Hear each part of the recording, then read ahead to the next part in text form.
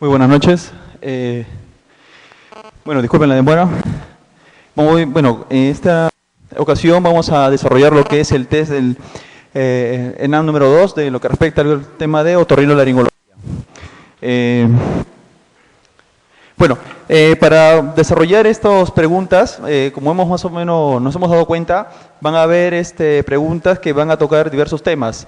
Primero les voy a dar una explicación introductoria para poder desarrollarlas. Muy bien, la primera pregunta habla sobre lo que es el recorrido del nervio facial. Entonces, para hablar del nervio facial en lo que respecta a otorrinolaringología, nosotros estudiamos justamente al nervio facial, ya que un recorrido va a ir justamente muy cerca a estructuras auditivas, ¿no? A estructuras del oído, sobre todo del oído medio, y que, bueno, se relacionan mucho con cualquier patología que pueda afectar el oído medio y pueda, digamos, de alguna manera afectar el recorrido del nervio facial. Bueno, de manera breve, al nervio facial, principalmente por la clínica que da, ¿no? La parálisis facial.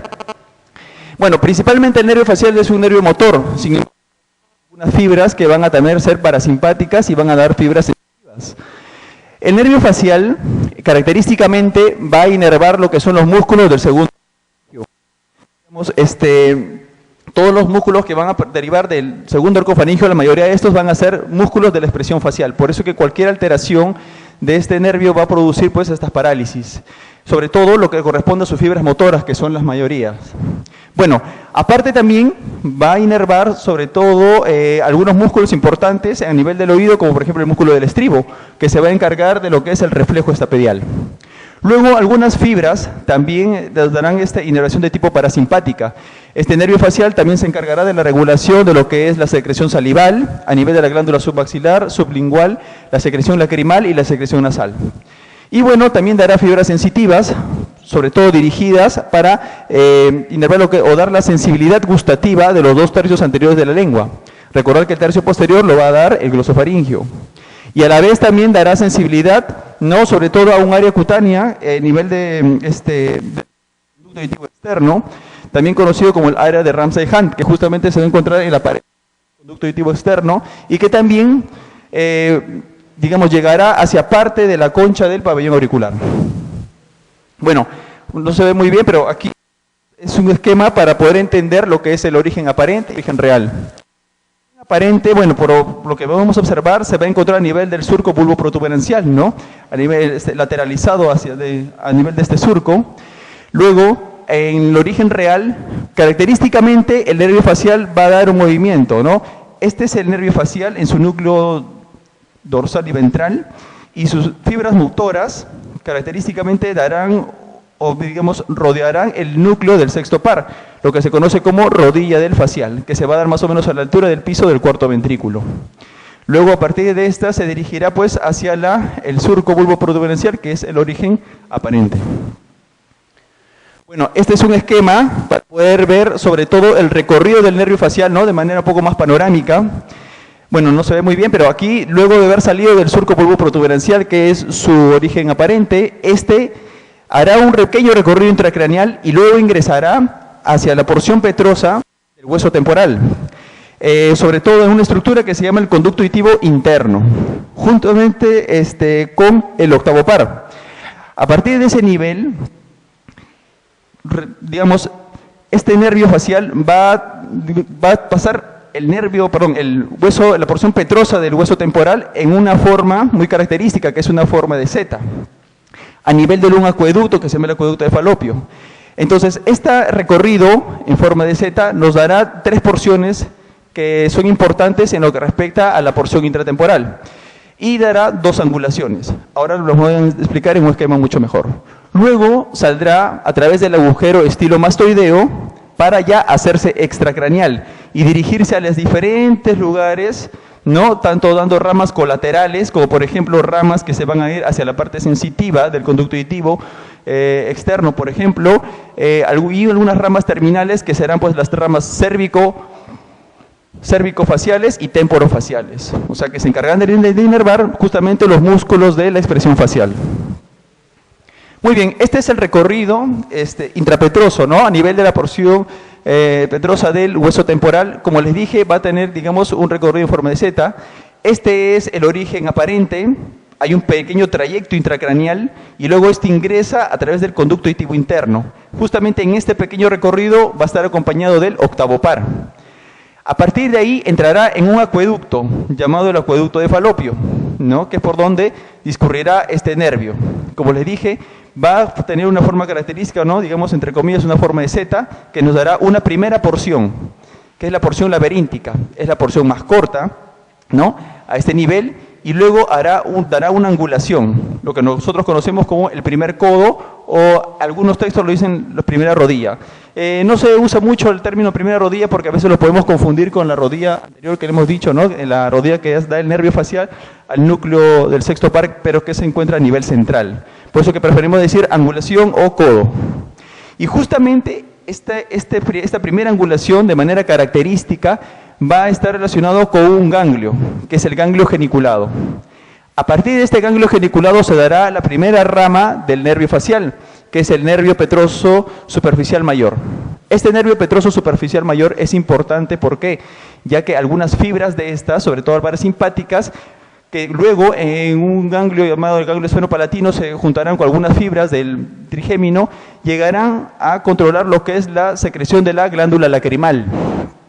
Por eso que cualquier daño, por ejemplo cualquier fractura o cualquier patología que afecte este nervio, clínicamente nos dará una sequedad de ojo. Luego de esta angulación seguirá la segunda porción, la porción timpánica, que es la segunda en longitud en este trayecto del nervio facial, y que dará característicamente una rama, que es la rama encargada de la inervación del músculo del estribo o del estapedio, ¿no? Que aquí lo vemos, aquí lo podemos ver quizá mejor en este esquema, y que esto justamente se va a encargar de inervar la contracción o de realizar la contracción del músculo del estapedio. Y esto es importante, ¿por qué? Porque, por ejemplo, cuando tenemos o nosotros estamos expuestos a ruidos intensos, de manera, digamos, para protegernos de estos ruidos, existe el reflejo estapedial. ¿Será que este músculo, al contraerse, va a generar una rigidez de la cadena osicular, haciendo que sea más difícil la transmisión de la vibración de la onda sonora? Por consiguiente, disminuirá el riesgo o el daño que nos pueden producir ruidos muy intensos. Cuando está afectado este nervio, por ejemplo, el paciente clínicamente, ¿qué nos dirá? Que manifestará dolor cuando está expuesto a sonidos, quizás que en un paciente normal lo puede tolerar, ¿no? Lo que se llama algias acústicas. También en algunos exámenes como la impedanciometría, donde evalúa pues la presencia o no de este reflejo, pues será negativo, ¿no? Estará ausente. Y luego se generará pues la segunda angulación o segundo codo, y a partir de ahí aparecerá lo que es la tercera porción, ¿no? La porción mastoidea, que es la segunda en longitud, ¿no? En esta fase, en esta parte del nervio facial, y quedará una rama importante, ¿no? Que es la rama nervio cuerda del tímpano. Esta rama nervio cuerda del tímpano característicamente va a pasar justamente a través del oído medio. Justamente se va a atravesar, va a estar pasando entre el yunque y el martillo. Y luego ingresará para luego llevar estas terminaciones nerviosas hacia los 2/3 anteriores de la lengua y hacia las glándulas salivales submandibular y sublingual, ¿no? Aquí este nervio se encargará de lo que es la función gustativa, ¿no? De los 2/3 anteriores de la lengua y también de la secreción salival. Este nervio, ¿por qué es importante? Porque es uno de los nervios más frecuentemente lesionados, sobre todo cuando se realizan cirugías, ¿no? En otorrinolaringología. Cuando hacemos, por ejemplo, reparaciones de membrana timpánica o de cadena osicular, este nervio, como cruza, va a pasar entre el yunque y el martillo, fácilmente se puede lesionar si no se tiene un reparo anatómico adecuado. Y justamente cuando se lesiona este nervio, el paciente referirá clínicamente que disgeusias o ageusias de los 2/3 anteriores de la lengua, del lado del oído que va a estar afectado. Por eso es que este paciente dirá pues, no, que no percibe los sabores, ¿no? Y también podrá referir alguna sequedad de boca. Luego pasará a luego se hará extracraneal a través del agujero estilomastoideo y luego dará pues las ramas colaterales que nosotros ya, bueno, aquí en este esquema lo vamos a, solamente lo coloco aquí para que lo tomen de referencia. Y las ramas terminales, ¿no? Las temporofaciales y las cervicofaciales, justamente serán pues sus ramas finales, ¿no? Del nervio facial. Una característica de este nervio facial es que va a atravesar la glándula parótida. A pesar que atraviesa la glándula parótida, no va a dar ninguna rama que inerve a esta glándula, ¿no?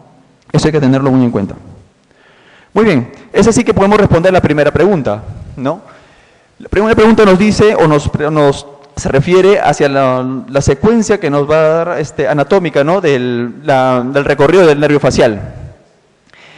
La primera alternativa dice, conducto auditivo interno, primera rodilla de facial y primera porción del nervio facial. Si lo entendemos en esta primera premisa, como primera rodilla del facial a esta parte, bueno, entendámoslo como el primer codo, ¿ya?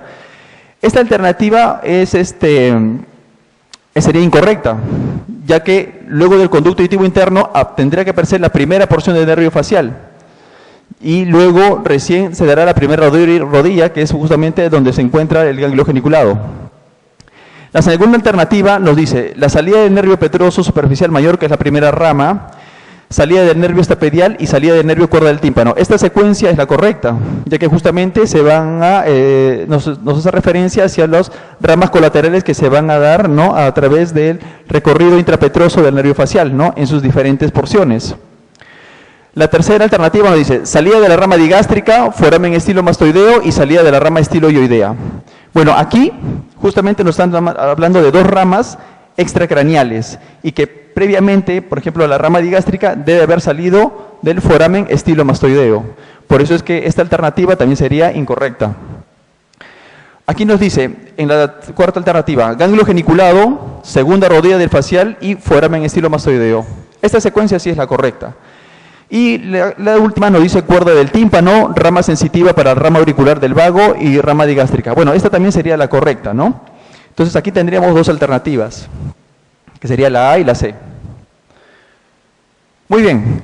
Luego la segunda pregunta nos habla sobre lo que es una parte, evaluación audiológica, ¿no? Del estudio de la audición, ¿no? En lo que respecta a otorrinolaringología.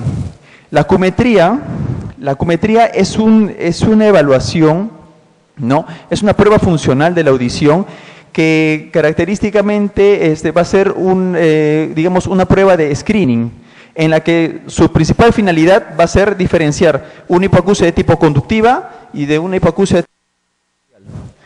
Bueno, para más o menos ubicarnos, una hipoacusia de tipo conductiva, vamos a hablar del sonido. ¿Quiénes van a participar en este sistema de amplificación? Va a estar la membrana timpánica y la cadena y el estribo, ¿no? Principalmente.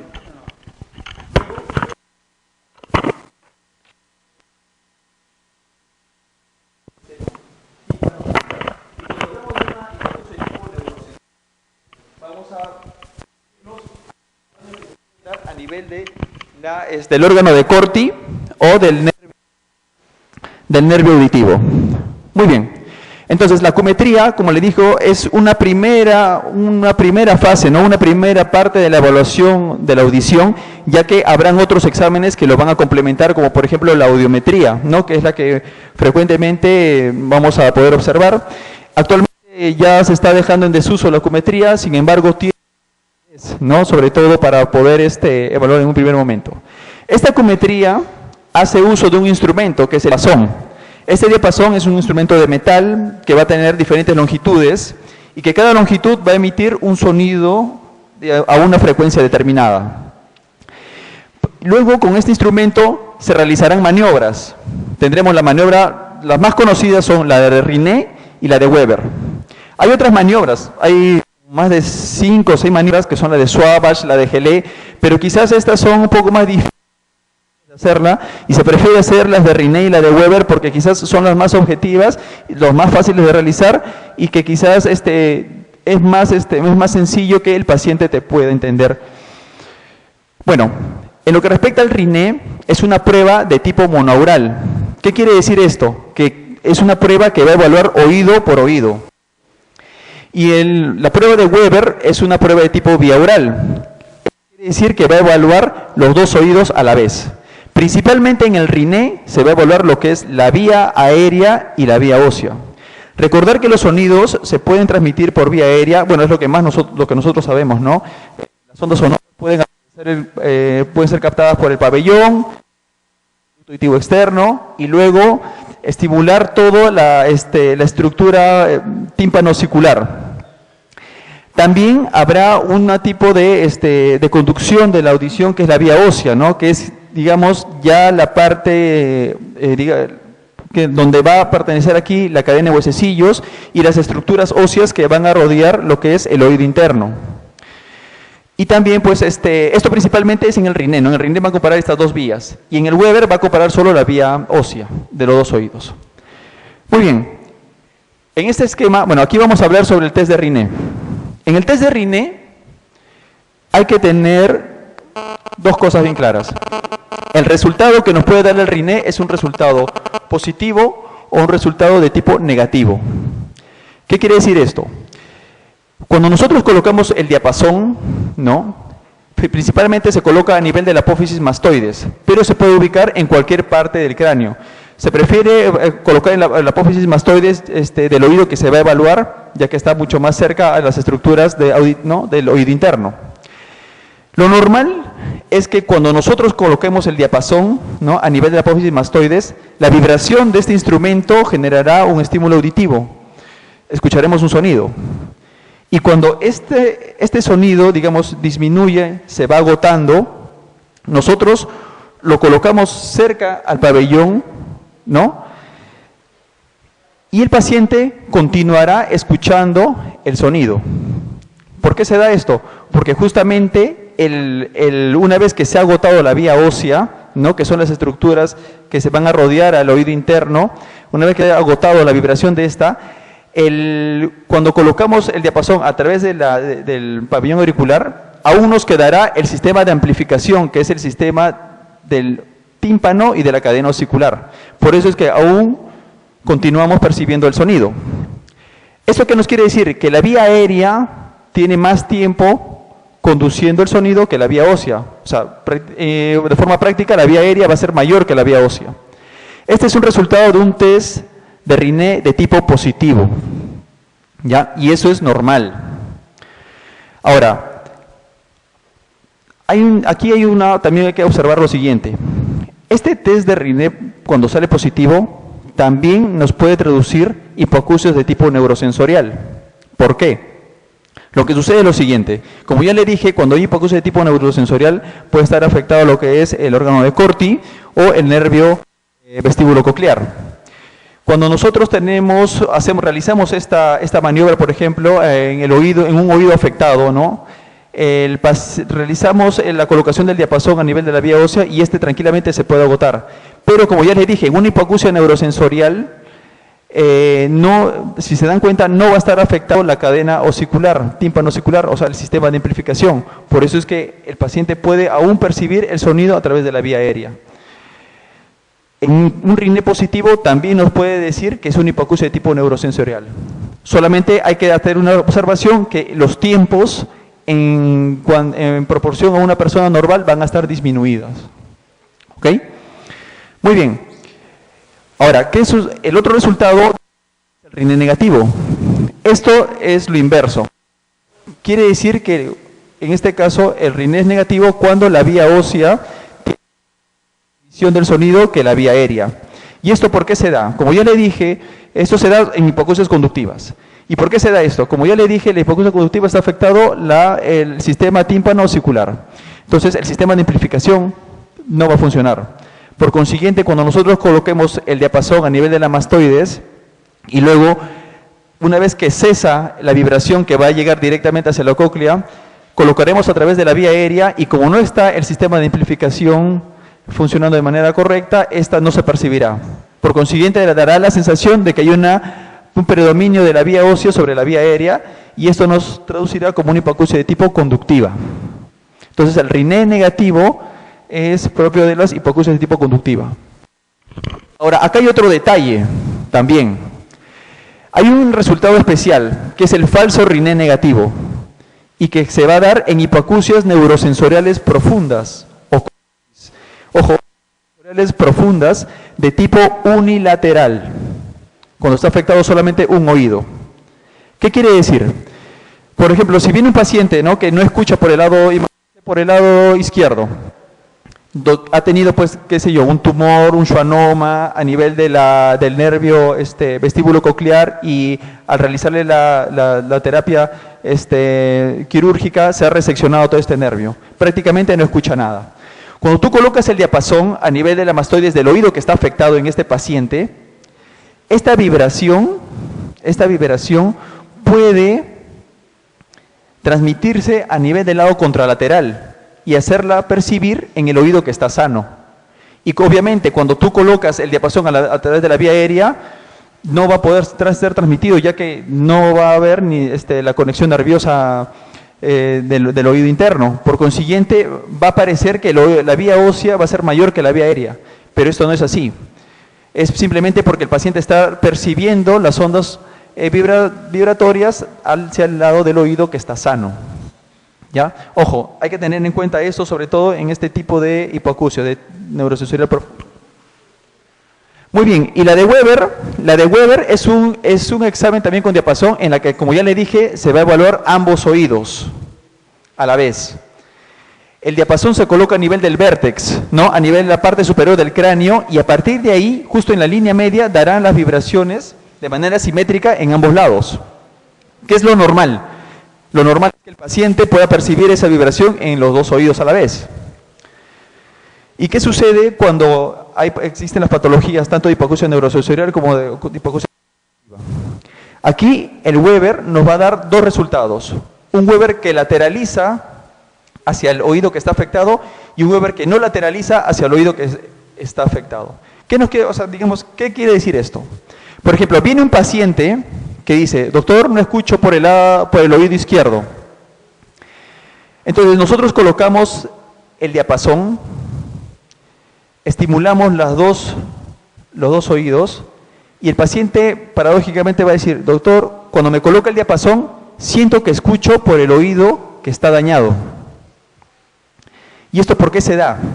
Porque justamente la vibración del diapasón va a llegar directamente cuando, por ejemplo, se trata de una hipoacusia tipo conductiva, ¿ya?, donde no está funcionando el sistema tímpano-ocicular. Esta vibración va a llegar directamente hacia la cóclea.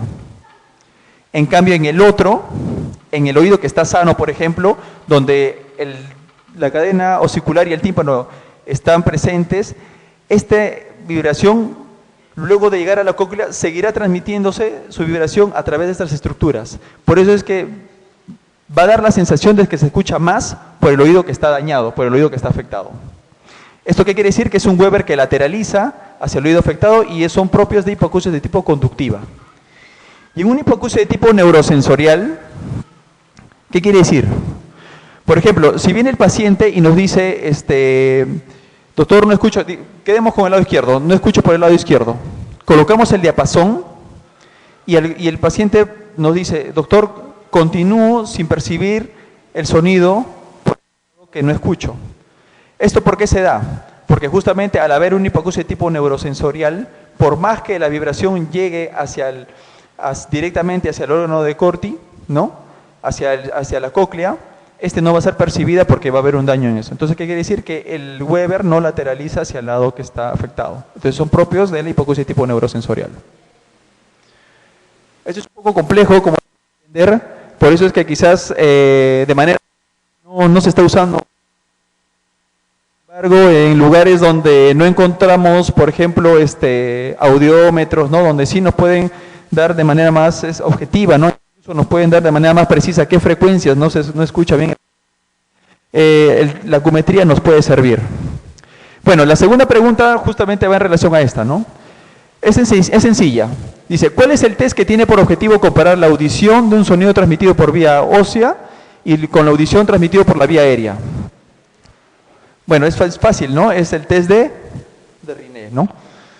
El Weber, acuérdense que es la vía ósea.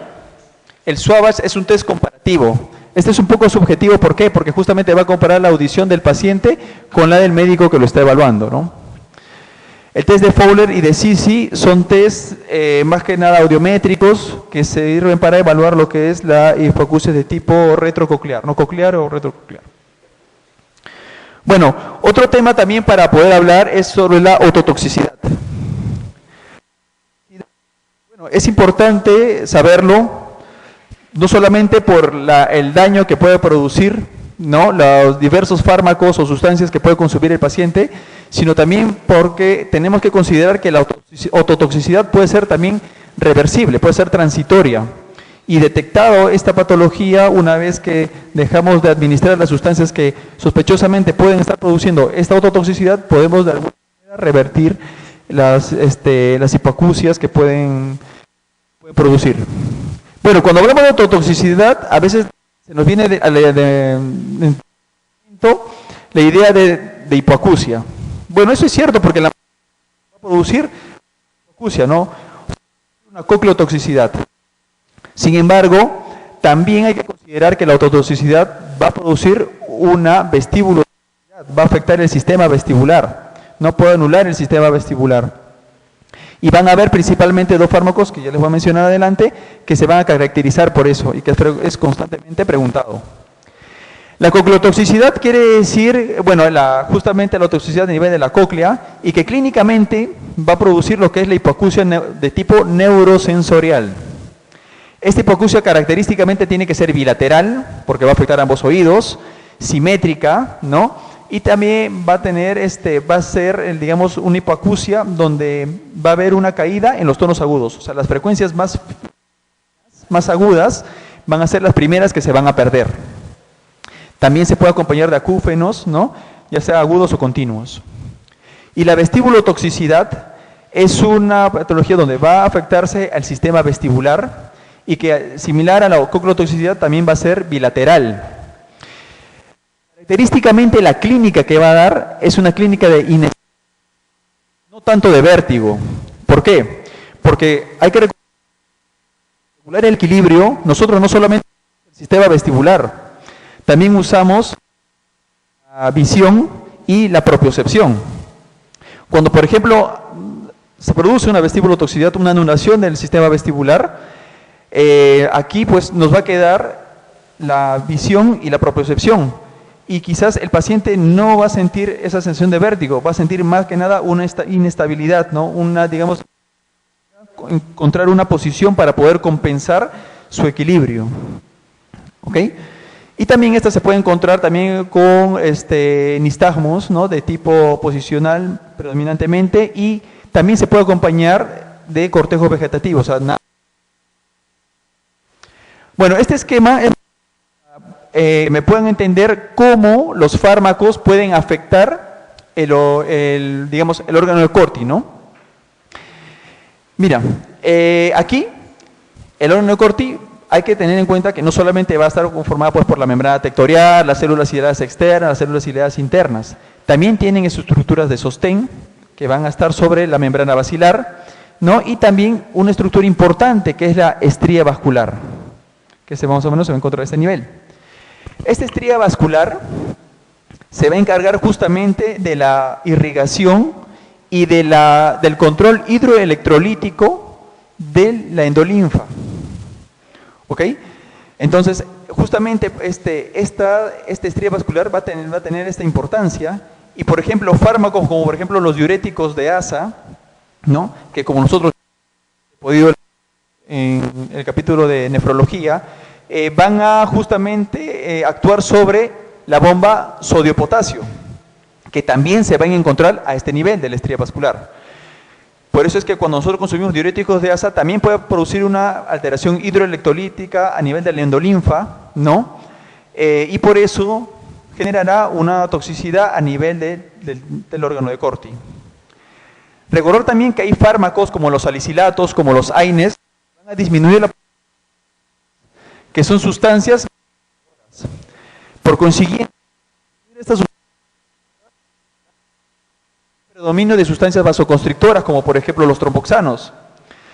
Y por consiguiente, a nivel de la estría vascular, los vasos tendrán pues una mayor vasoconstricción, disminuyendo así la irrigación del órgano de Corti. Y también disminuyendo así la regulación hidroelectrolítica. Luego otros fármacos como por ejemplo los antineoplásicos, los antipalúdicos de tipo de quininas, ¿no? Van a afectar directamente las células que se van a encontrar a nivel de la estructura del órgano de Corti, ¿no? Sobre todo las células basales, las células ciliadas externas también, debido a que estas van a producir muchos radicales libres y por consiguiente va a ser tóxico para las células, produciendo su muerte celular. Y bueno, quizás la que más relacionamos con este tipo antibióticos, que son los aminoglucósidos. Los aminoglucósidos van a llegar al oído interno a través ya sea de la estría vascular, de la misma endolinfa, ¿no? Y este aminoglucósido ingresará a nivel de las células ciliadas externas y también puede ingresar a nivel de las células ciliadas internas. Cuando ingresan, como vemos por ejemplo en este esquema, por ejemplo aquí la gentamicina, ¿no? Cuando ingresa partículas de gentamicina, esas llegarán a nivel mitocondrial y activarán lo que es el citocromo C. Este citocromo C activará la cadena de las caspasas y producirá una apoptosis, ¿no? Una muerte celular programada de estas células ciliadas, principalmente las externas y también las internas, produciendo así el daño a nivel del órgano, las ototoxicidades. Ese es un cuadro más que nada para resumir un poco sobre algunos fármacos importantes, ¿no? en esta ototoxicidad. Como ya les expliqué, los aminoglucósidos, ¿no? La mayoría de estos van a producir coclotoxicidad, pero dos de estas, como la streptomicina y la gentamicina, característicamente van a producir una vestíbulotoxicidad. Estas dos van a lesionar las células de tipo 1 que se van a encontrar en las crestas y las máculas del sistema vestibular. Por eso, cuando te pregunten, ¿qué fármacos aminoglucósidos son los que generan más vestíbulotoxicidad? ¿Qué ototoxicidad van a ser estas dos? La streptomicina y la gentamicina. Bueno, otros ya les expliqué más o menos cómo es el daño que producen los antineoplásicos como el cisplatino, el carboplatino, ¿no? Van a producir excesivamente los radicales libres, los diuréticos de asa actuarán sobre la estría vascular, ¿no? La quinina también generará una disfunción de células hiladas externas. Y dos fármacos a tener en consideración son los salicilatos y algunos antibióticos como la eritromicina y la vancomicina. Aquí tenemos que considerarlas estas dos, ya que estas son las que van a producir coclotoxicidad de tipo reversible. Cuando nosotros vemos pues la historia de un paciente que viene con hipoacusia y que en esos momentos está consumiendo este tipo de fármacos, ¿no? Hay que sospechar justamente de que está produciendo una coclotoxicidad y por lo menos, digamos en el caso de antibióticos, sugerir una rotación de antibióticos para poder evitar, ¿no?, la hipoacusia que puede producir. Muy bien, entonces la pregunta 3 es sencilla de responder en base a todo lo que ya les he explicado. Te preguntan cuál no es ototóxico. Bueno, sabemos que el ácido etacrínico, ¿no?, es un diurético de asa, la cloroquina, ¿no?, también puede producir ototoxicidad, el ácido acetilsalicílico de igual manera va a actuar sobre la estría vascular, ¿no?, al igual que el ácido etacrínico, y el cisplatino pues producirá estos radicales libres que destruirán las células de sostén del órgano de Corti. En esta serie de alternativas, la D-penicilamina es un fármaco derivado de las penicilinas que se usa mucho en lo que es, y que más que ototoxicidad producirá una hepatotoxicidad. La respuesta sería la D. Bueno, otro tema también que toman en este test son los estudios radiográficos del cráneo que van a estar aplicados en otorrinolaringología. La verdad es que actualmente las placas prácticamente ya no están siendo usadas, ¿no? La tomografía, la resonancia han desplazado bastante, ¿no? Sobre todo en otorrinolaringología, ¿no? Para el estudio de eso que son senos paranasales, estudios de oído, ¿no? Sin embargo, hay algunas placas, ¿no? Sobre todo las de huesos propios de la nariz, las de radiografía de Kabum y algunas placas de senos paranasales que aún se mantienen vigentes para poder estudiar esas estructuras. Es así que, bueno, principalmente, en un primer momento vamos a hablarles sobre las proyecciones que nos van a servir para estudiar los senos paranasales. La proyección de Batters y la proyección justamente es orientadas para la ubicación de diferentes senos paranasales. En una proyección de Batters, que es una proyección occipito-nasomentoniana, nos va a servir para ver lo que son el seno frontal, los senos maxilares, de manera secundaria la evaluación de las órbitas, ¿no? Algunos huesos de los propios de la nariz, ¿no? El septum. Esto, por ejemplo, no nos va a permitir ver lo que son las celdas etmoidales. Sin embargo, en la proyección de Cadwell, que es una proyección frontonasal, de manera similar a la de Waters, darán pues un estudio de los senos frontales, de las celdas, de los senos maxilares, y también nos podrá evaluar el seno etmoidal anterior, la celda etmoidal anterior, pero esto va a depender mucho de su neumatización. La desventaja de estas es que no se va a poder ver el seno esfenoidal, ¿verdad? La proyección de Hirsch, que es la proyección submento-vértex vertical, y que justamente nos va a permitir ver estas estructuras, celdas etmoidales anteriores, celdas etmoidales posteriores principalmente, y el seno esfenoidal. Y algunas estructuras, ¿no?, que van a formar parte de la base del cráneo. Para rinofaringio, que es una proyección, principalmente nos va a servir cuando sospechamos de alguna obstrucción que se puede encontrar a nivel de la rinofaringe. Va a ser muy frecuente en niños, ¿no?, que padecen de lo que se llama esta patología llamada adenoides, sobre todo los niños hasta los 6 años de edad. Como no podemos irradiarlo demasiado a los niños, ¿no?, para pedirle de buenas a primeras una tomografía, preferimos primero pedir una radiografía de Kabum, ¿no?, para evaluar esta rinofaringe.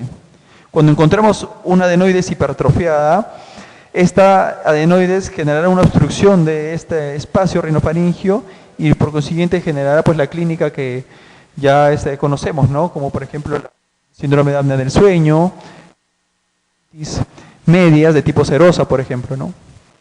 Aprovechamos también esta radiografía de Kabum para evaluar lo que son los huesos de la nariz. Bueno, no es una incidencia justa, pero se puede aprovechar para evaluar los huesos propios de la nariz, fractura, por ejemplo, y también para evaluar algunos senos.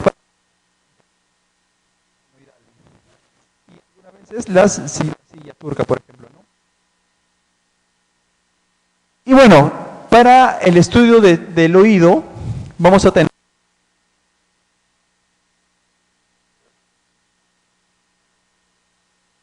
cosas importantes en ambas proyecciones. La proyección de Schuller es una proyección transoblicuocraneal. Realmente nos sirve para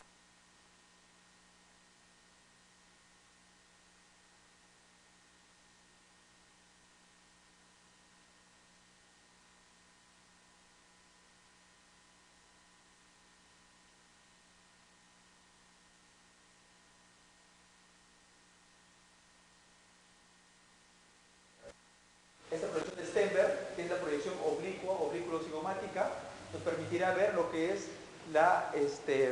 el peñasco, ¿no?, del hueso temporal, ¿no?, y por eso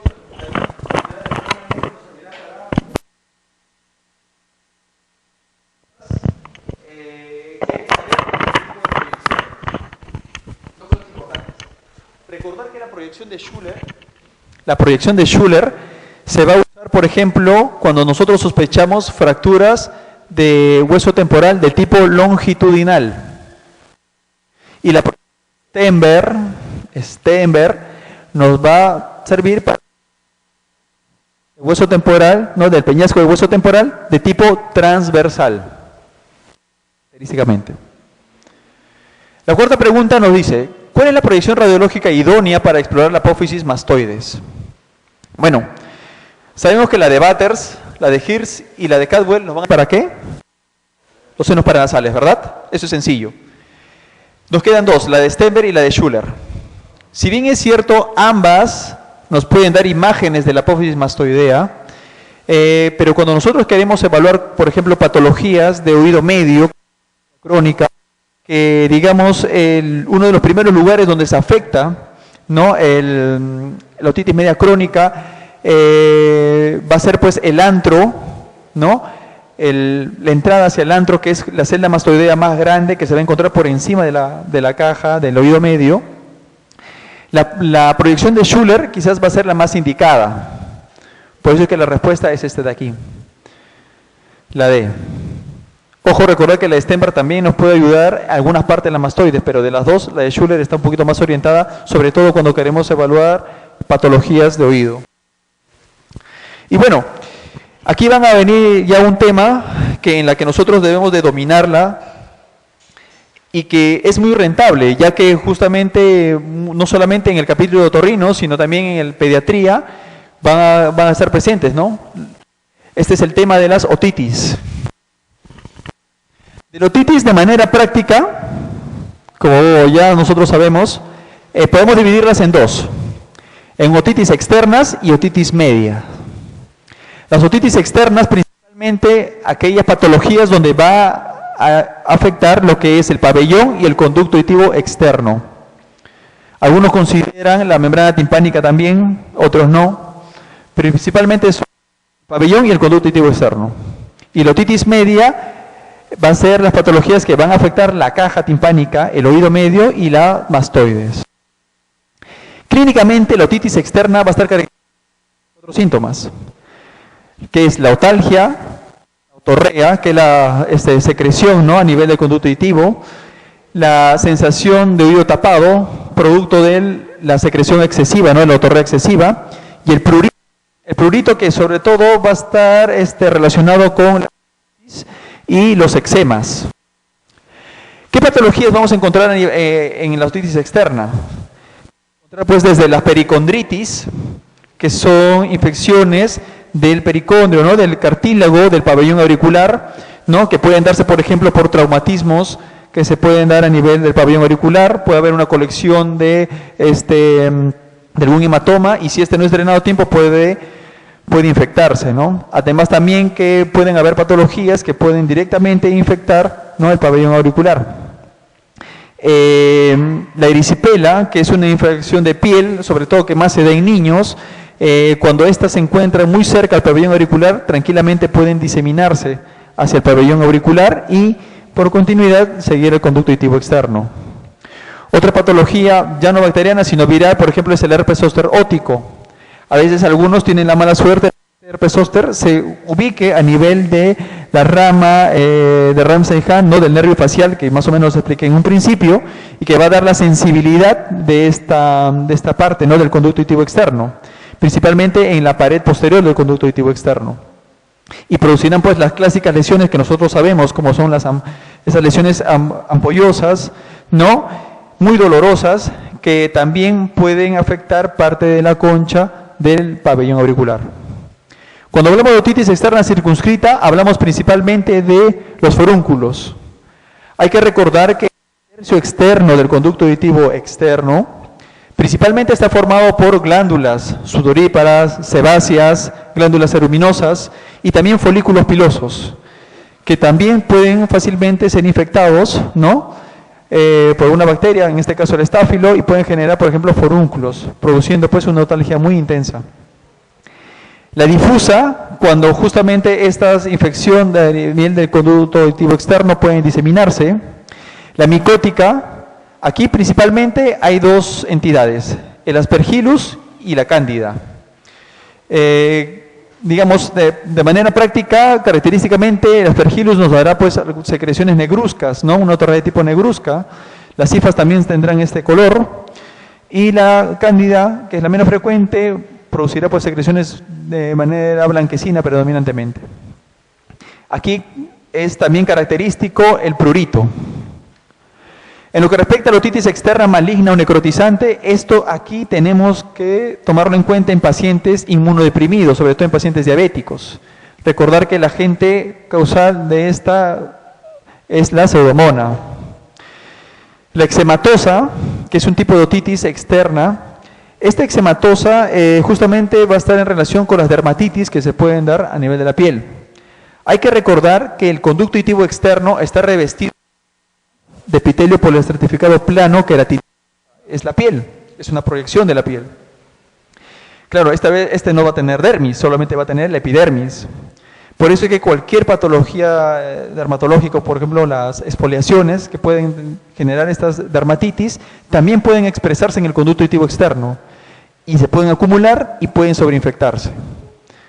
Y la meningitis bulosa, que es una patología que va a afectar en un primer momento la membrana timpánica y que también puede diseminarse a través del conducto auditivo externo, ¿no? Va a estar producida por el Mycoplasma pneumoniae y que característicamente darán estas ampollas dolorosas, ¿no? Que una vez que revientan disminuirán su clínica de dolor. Muy bien, eso con lo que respecta a otitis externa. En otitis media, aquí hay dos entidades que nosotros conocemos, que la mayoría de nosotros conocemos, que es la otitis media aguda y la otitis media crónica.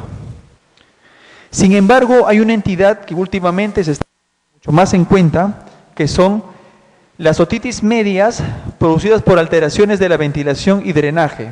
Y aquí está implicado lo que es la trompa de Eustaquio. Esta trompa de Eustaquio justamente nos va a dar pues una comunicación entre la rinofaringe y el oído medio.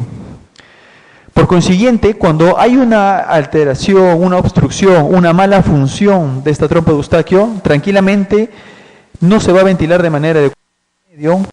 Por consiguiente, las secreciones que produce el epitelio del oído medio no serán drenadas y también generarán pues presiones negativas, ¿no? A nivel de del oído medio, produciendo retracciones timpánicas y generarán pues cuadros de otitis medias de tipo no infecciosa en un primer momento, luego se tornarán infecciosas.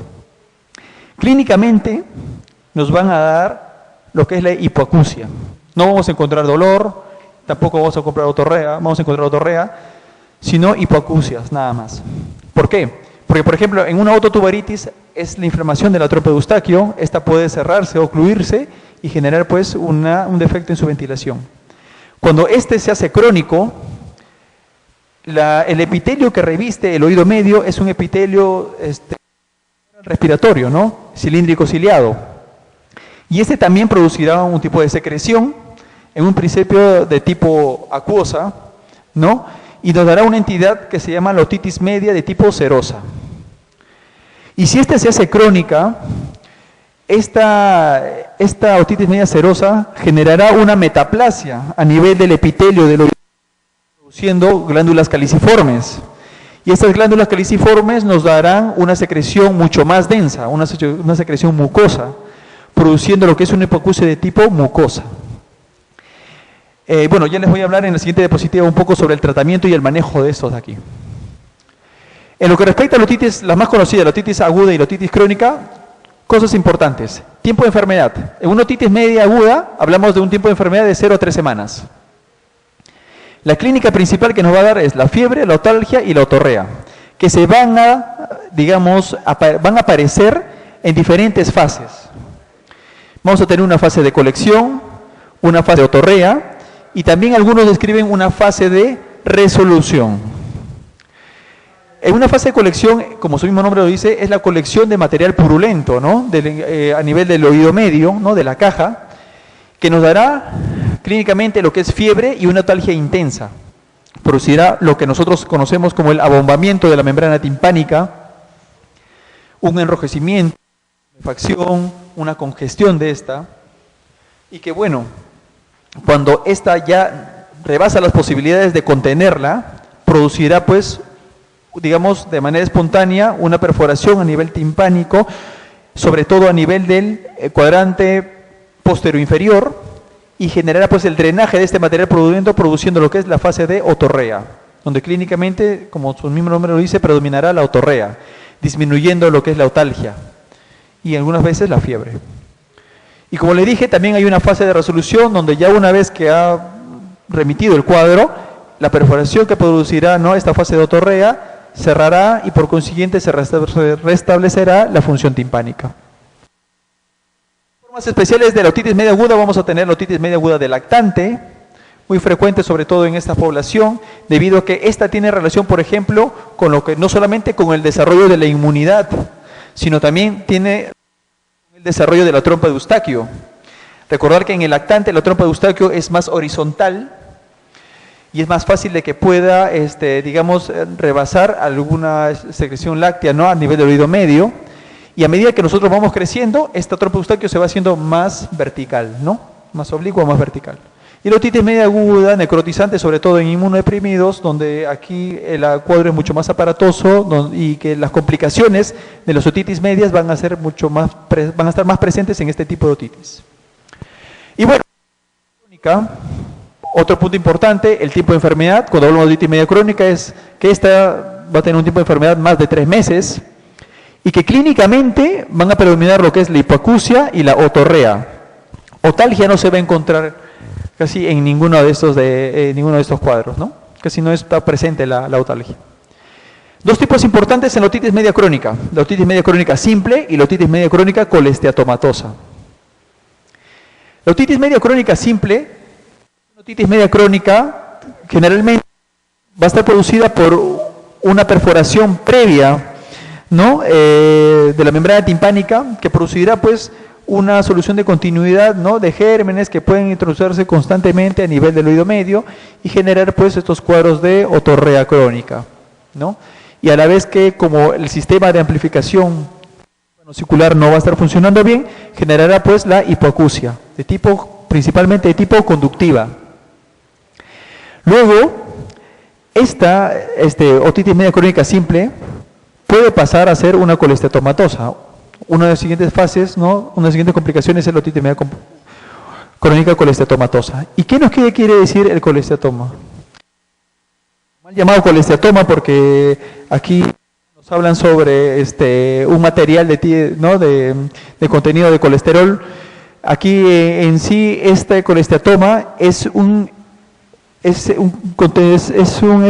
patología donde se va a encontrar una masa de tipo epidérmica. El conducto auditivo externo, como ya lo hemos dicho, está revestido de epitelio, ¿no?, por el certificado plano queratinizado.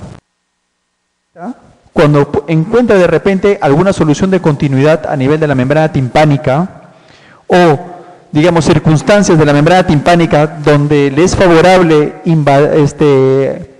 invadir o avanzar este epitelio hacia el oído medio, producirá lo que es el colesteatoma. Este colesteatoma es una acumulación justamente de epitelio epidérmico que va a llegar al oído medio y que justamente tendrá un comportamiento, entre comillas, maligno. Tendrá un comportamiento destructivo, generará osteitis, hasta osteólisis, y que característicamente esta destrucción generará necrosis de estas estructuras óseas y producirá una otorrea característica, ¿no?, una otorrea muy maloliente. ¿Qué tipos de otitis media crónica colesteatomatosa podemos tener? Podemos tener una otitis media crónica colesteatomatosa tipo congénita y adquirida. Congénita, ¿por qué se da la congénita? Porque a veces a nivel del ectodermo, ¿no?, y en el oído medio, y que bueno, durante el crecimiento esta se puede manifestar, produciendo pues este colesteatoma. Luego, el adquirido es cuando encontramos una perforación previa, ¿no?, o una situación de la membrana timpánica que favorece una perforación. Vamos a tener que este adquirido puede ser primario o secundario. Primario es cuando nosotros, timpánica retraída, y justamente hay una porción de la membrana timpánica que es la pars flácida, que es la parte más débil, y que a través de esta puede ingresar el colesteatoma. Y secundaria cuando encontramos una perforación timpánica previa, ¿no?, ya central o periférica. Ahí está simplemente esquemas para poder identificar las patologías, ¿no? Bueno, esta es una pericondritis, no vemos cómo está afectado el pabellón auricular, la erisipela, vemos que justamente infecciones dérmicas, ¿no? Epidérmicas, perdón, pueden tranquilamente diseminarse al pabellón auricular. La eczematosa, vamos a ver una desfoliación, ¿no? Del epitelio, ¿no? Que va a obstruir el CAE. La maligna, vemos que no solamente va a producir una inflamación del pabellón auricular, sino también tejido necrosado, ¿no? La micótica, características son estas hifas. Cuando nosotros hacemos la otoscopía vamos a encontrar clásicamente las hifas. Y ahí no podemos fallar. La difusa, cuando vemos una afectación de todo el conducto auditivo externo. La circunscrita, cuando se habla de los forúnculos. Y el síndrome de Ramsay-Hagan, por ejemplo, cuando vemos las vesículas, en este caso a nivel de la concha, ¿no? La otoscopía, por ejemplo, aquí tenemos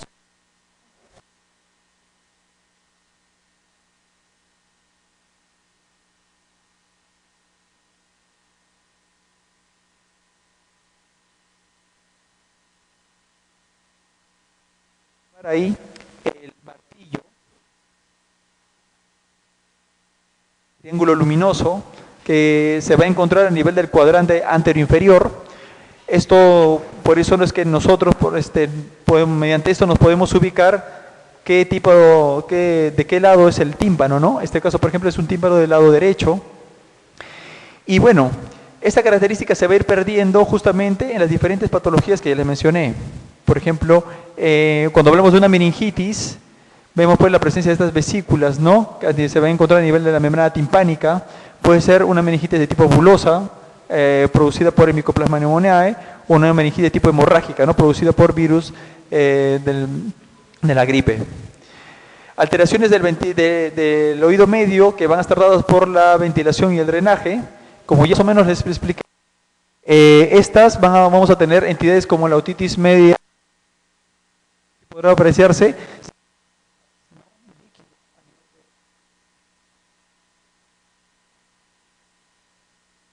y opaca. Esta es una otitis que generará pues una retracción de la membrana timpánica debido a que esta a nivel del oído medio no va a estar presente, ¿no? Y por consiguiente va a generar un predominio de la presión atmosférica sobre la presión del oído medio. Cuando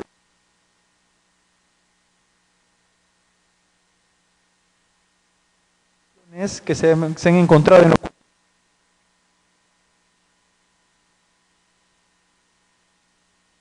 bacterias, por eso es que se puede también tratamiento antiinflamatorio, ¿no? Aquí, por ejemplo, se pueden poner dispositivos como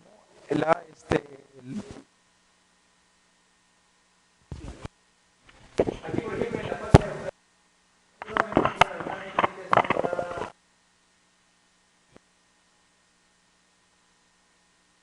y por ejemplo el drenaje se puede dar en la fase automática, se va a hacer el costero inferior, ¿no? Más o menos en una membrana timpánica a este nivel.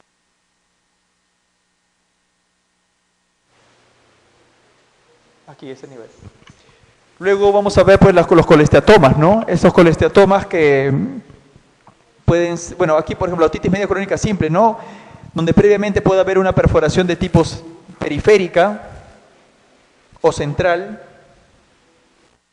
Una otitis media crónica colesteatomatosa, vemos cómo el tejido colesteatoso, aquí no se ve muy bien lamentablemente, ¿no? Por ejemplo aquí vemos cómo un tejido colesteatomatoso ingresa a través de la pars flácida, ¿no? Recuerda que la membrana timpánica en su mayoría va a estar formada por la pars densa y la pars flácida. La pars flácida va a tener solamente 2 capas, ¿ya? Y la pars densa va a tener 3 capas, ¿no? Una de estas es una capa media que es la capa fibrosa. Por eso es que la que más fácil se puede perforar es la pars flácida. Entonces justamente el colesteatoma a través de esta puede atravesarla, sobre todo cuando hay retracciones del tímpano, ¿no?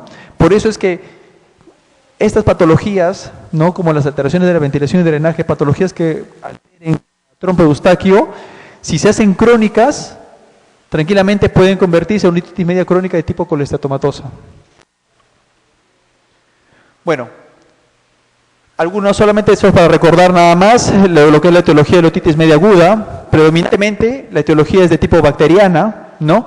Y esto es un poco paradójico porque nosotros podemos pensar que la etiología más frecuente puede ser la viral, ¿no? Como en otras entidades, pero se ha visto que fácilmente las otitis de tipo viral, que nos darán una clínica, digamos, un poco menos aparatosas, menos intensas, ¿no? Menos complicadas, rápidamente pueden sobreinfectarse, ¿no? Y producirse ya una otitis media aguda de tipo bacteriana, ¿no? Por eso es que estas son las más frecuentes, ¿no? La de tipo bacteriana. Y encabezando esta, pues el Streptococcus pneumoniae, ¿no?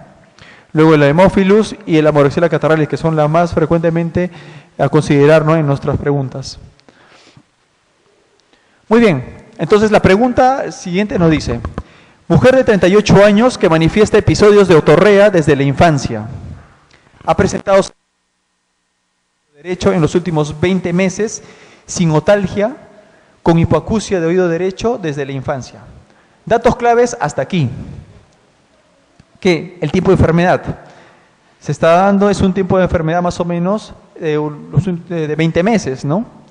La clínica, no hay otalgia y hay hipoacusia. También hay otorrea. Esto ya nos está orientando hacia un cuadro crónico, ¿no? Una otitis media crónica. Ahora, luego la siguiente premisa dice: microotoscopía.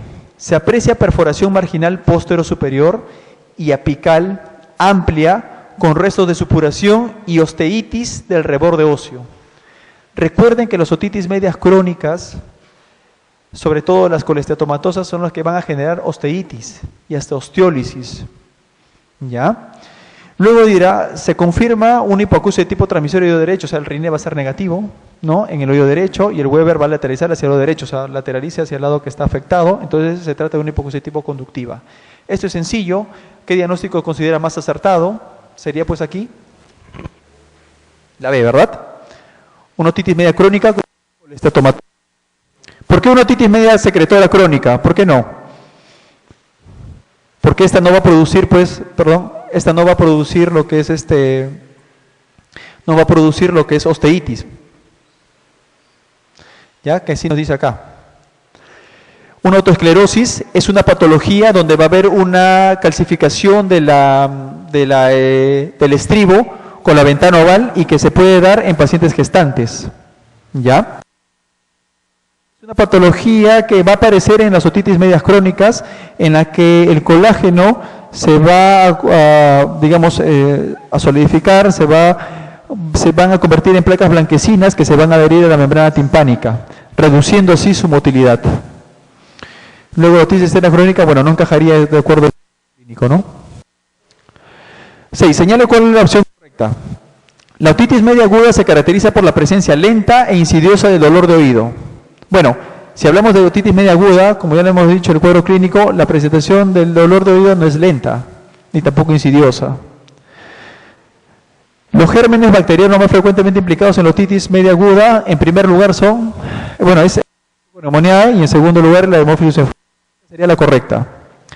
Mantener la lactancia materna más de 6 meses aumenta el riesgo de padecer otitis media aguda. Bueno, esto es correcto porque, aparte que la lactancia nos va a dar inmunoglobulina, ¿no? En los lactantes, hay que considerar también que la trompa de Eustaquio va a desarrollarse y se va haciendo más, disminuyendo así los cuadros de otitis media aguda. La otitis media aguda no complicada se trata inicialmente con antibióticos, añadiéndose analgésicos si persisten los síntomas pasadas las 48 horas. Cuando hablamos de complicada, hablamos de una otitis media aguda que en un principio es viral. Y por consiguiente, aquí el tratamiento es sintomático en un primer momento. Luego ya cuando el cuadro clínico se vuelve más aparatoso, hay un dolor, una otalgia y sobre todo vemos cambios en la membrana timpánica, como ya lo hemos explicado, ahí podemos pasar a darle antibióticos. El tratamiento antibiótico de lesión de la amoxicilina en dosis de 40 miligramos kilogramo día, la amoxicilina es correcto, pero la dosis no. Esta es una dosis de mantenimiento. En cuadros de otitis hay que dar dosis altas, de 80 miligramos a 100 miligramos, por ejemplo. Luego la siguiente pregunta dice, paciente de 2 años de edad consulta por hipoacusia y acúfenos luego de su ingreso a la piscina, sin otalgia ni fiebre. Su presunción diagnóstica es, si hablamos de otitis media aguda, el como no está presente ni la otalgia ni la fiebre, lo descartamos. Una otitis media crónica por el tiempo de enfermedad y la forma de aparición tampoco sería la adecuada. Una otitis externa maligna, el paciente tendría que ser un inmunodeprimido, ¿no? Y aparte que tendría que tener un tiempo de enfermedad un poquito más largo, no tan inmediato como por ejemplo el ingreso a una piscina, ¿no? Luego nos queda el otocerumen y la otitis externa circunscrita. Aquí, en lo que respecta al otocerumen, la hipoacusia que nos da el otocerumen, dependiendo de la cantidad que se tenga, va a ser una hipoacusia tipo progresiva, ¿no? O sea, el paciente puede haber tenido ya un antecedente de hipoacusia antes de ingresar a la piscina y que una vez luego de su ingreso puede aumentar esta hipoacusia, es más, inclusive generando acúfenos. Y la última alternativa sería la otitis externa circunscrita. Quizás, digamos, esta alternativa no tiene mucha fuerza. ¿Por qué? Porque la otitis externa circunscrita, como ya lo hemos dicho, una de sus características es que genere dolor. Un forúnculo genera dolor, ¿no? Sin embargo, de todas estas, la otitis externa circunscrita, el ingresar a una piscina, esto ya tranquilamente te puede predisponer a que puedas tener infecciones de oído rápidamente y producirte un cuadro, más que nada por el tiempo de presentación, como nos dice en la premisa. Por eso es que la respuesta sería ahí. Paciente de 6 años con antecedente de resfrío común de una semana de evolución. Presenta otalgia derecha, hipoacusia y fiebre de 40 grados. Eso es sencillo, ¿no? ¿Cuál es su posibilidad diagnóstica? Bueno, otitis media aguda, ¿no? Está bien. Causa más frecuente de otitis media aguda, bueno, ya lo hemos explicado también. Sería el estreptococo neumonía en un primer lugar, ¿no? En un segundo lugar el Haemophilus. Moraxella en un tercero. Niño con otitis media aguda que evoluciona desfavorablemente presentando somnolencia. ¿Cuál es la complicación más probable? Bueno, en lo que respecta a la otitis media aguda, dependiendo del tipo de paciente en la que se pueda estar presente, sobre todo en pacientes que son pequeños, pacientes inmunodeprimidos, puede generarse complicaciones. Y dentro de las complicaciones vamos a tener dos principales. Complicaciones intratemporales, que son complicaciones, ¿no?, del hueso temporal, justamente que va a contener estructuras del oído, y complicaciones intracraneales. De complicaciones intratemporales, la más frecuente son las mastoiditis. Es la presencia de infección a nivel de las células mastoideas, ¿no?, donde va a haber una colección de pus a nivel de estas y pueden generar pues destrucción de las células mastoideas. Es la más frecuente. Cuando esta complicación se acompaña con, digamos, afectación de los pares craneales, y una de estas es la más frecuente es el séptimo par, el facial, hablamos ya de una petrocitis. Ojo que en la petrocitis también puede estar afectado lo que es el nervio trigémino, ¿no?, y el sexto par, ¿no? Está en segunda frecuencia. Luego tendremos parálisis facial como una consecuencia de una otitis. Y luego pues tendremos lo que son las laberintitis de menos frecuencia. Eso es en intratemporal. Y cuando hablamos de intracraneal, vamos a hablar principalmente de la meningitis en un primer momento, y si esto va avanzando puede generar un absceso intracraneal, y si continúa avanzando producir una tromboflebitis, ¿no?, una trombosis de seno cavernoso. Por eso es que aquí el dato de esta pregunta es la somnolencia que presenta el niño. Y dentro de las alternativas, bueno, un neumotórax no te va a dar este tipo de cuadro, ni tampoco una neumonía aguda. Una meningitis es una infección de la membrana timpánica. Nos quedaría estas dos, la meningitis aguda y digamos, entendámoslo como empiema, como un absceso. De estas dos, la más frecuente es la meningitis aguda. Por eso es que la respuesta sería la C. Bueno, ahora rápidamente vamos a hablar sobre qué es la epístasis. Y para hablar de las epístasis, hay que entender un poquito lo que es la vascularización de la cavidad nasal.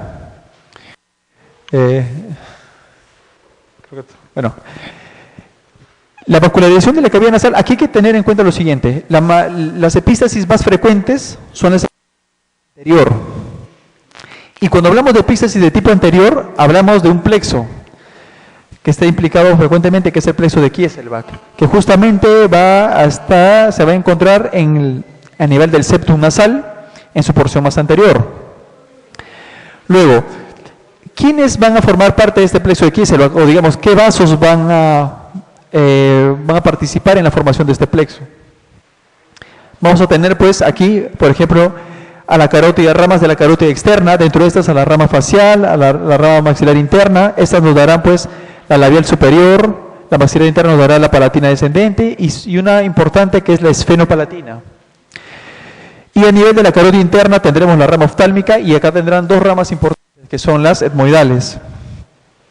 Justamente estas ramas van a localizarse, algunas de estas van a localizarse a nivel del septum nasal y formar el plexo de Kieselbach. Solamente como referencia hay que saber que hay otros plexos, como por ejemplo el plexo de Wulfdruff, que es un plexo posterior, que va a estar dada por la arteria nasal posterior y por la arteria faríngea, pero que es frecuente, ¿no? Solamente esto de referencia. Consideren solo al plexo de Kieselbach como uno de los principales para generar un anterior. Bueno, esto solamente es un esquema, solamente para ver cómo es el recorrido de las arterias. A nivel de la carótida externa vemos la maxilar interna y va a generar justamente una de sus ramas principales, que es la esfenopalatina, que es la que justamente va a perjudicar mucho en la irrigación de la cavidad nasal a nivel del septum y a nivel de las turbinas. Este esquema simplemente es para ver cómo aparecen las arterias etmoidales, ¿no? En la parte superior. Tenemos arterias etmoidales anteriores y posteriores y van a dar ramas tanto laterales, que van a ir sobre todo a nivel de los cornetes, y ramas mediales que van a ir sobre todo a nivel de septum nasal, formando pues el plexo. Algunos datos nada más sobre la clasificación y etiología. Cuando hablamos de una epístasis de tipo anterior, hablamos de las epístasis más frecuentes, ¿no? Que generalmente van a ser autolimitadas. Casi el 90% va a estar dado a nivel del plexo, que ya les mencioné, ¿no? El plexo de Kieselbach. ¿Cuáles son las causas más frecuentes? Vamos a tener pues causas como por ejemplo microtrauma, como por ejemplo al hurgarse la nariz, al tener por ejemplo cuadros que implican una resequedad de la mucosa, como por ejemplo la rinitis alérgica, ¿no? Hiperemias de la mucosa, presencia de cuerpos extraños, no simplemente por la anatomía, ¿no? Es más frecuente que se queden aquí en esta zona y generen pues una lesión, ¿no? A nivel del septum. Y los traumatismos. Recuerden que la nariz, sobre todo la ginosa, es la parte más proyectada de la cara, ¿no? Y que fácilmente puede ser golpeada, ¿no? Y generando pues estos cuadros de sangrado. Y cuando hablamos de la posterior, principalmente vamos a hablar de las ramas posterolaterales de la arteria esfenopalatina, ¿no? Y es la que es menor en frecuencia y sobre todo la que va a ser más difícil su manejo. Principalmente las causas de las epístasis posteriores van a ser causas sistémicas. Principalmente, por ejemplo, pacientes que van a tener anticoagulación o algunas enfermedades de, por ejemplo, el von Willebrand, la hemofilia, ¿no? El redox de Weber, algunos tumores nasales, por ejemplo, los nasocitomas, ¿no? O hemangiomas que se pueden encontrar a nivel de la rinofaringe, ¿no? Los corticoides nasales que darán pues una resequedad de mucosa crónica. Y bueno, una entidad que justamente es la que más frecuentemente se relaciona con la epístasis posterior, la hipertensión. Aquí hay que tener una cosa bien clara. No es que la hipertensión produzca sangrado. La hipertensión lo que va a producir es una prolongación del sangrado. ¿Ok? Se ha comparado que entre dos pacientes, un hipertenso no y otro que no está hipertenso, al tener un sangrado posterior, el que va a tener mucho más difícil manejo va a ser el paciente hipertenso, por también algunas neovascularizaciones que se pueden encontrar alrededor del punto sangrante, ¿no? El manejo, cuando hablamos de una epístasis anterior, como ya le dije, es más fácil se puede manejar y una digitopresión es lo primero que debemos de hacer. Una digitopresión justamente de unos 5 minutos puede controlar en todos los sangrados anteriores, ¿no? Este evento. Y bueno, cuando a pesar de ello no se controla el sangrado, ya pasaremos al taponamiento anterior. Que bueno, viene a ser la colocación de una gasa o algún dispositivo que obstruye sobre todo la cavidad nasal, ¿no? Orientada sobre todo a taponar la cavidad nasal. Y si cuando, a pesar del taponamiento anterior, hacemos que el paciente aperture la boca y vemos que todavía discurre sangrado por la orofaringe, sospecharemos de un sangrado de tipo posterior, y aquí el manejo ya será posterior.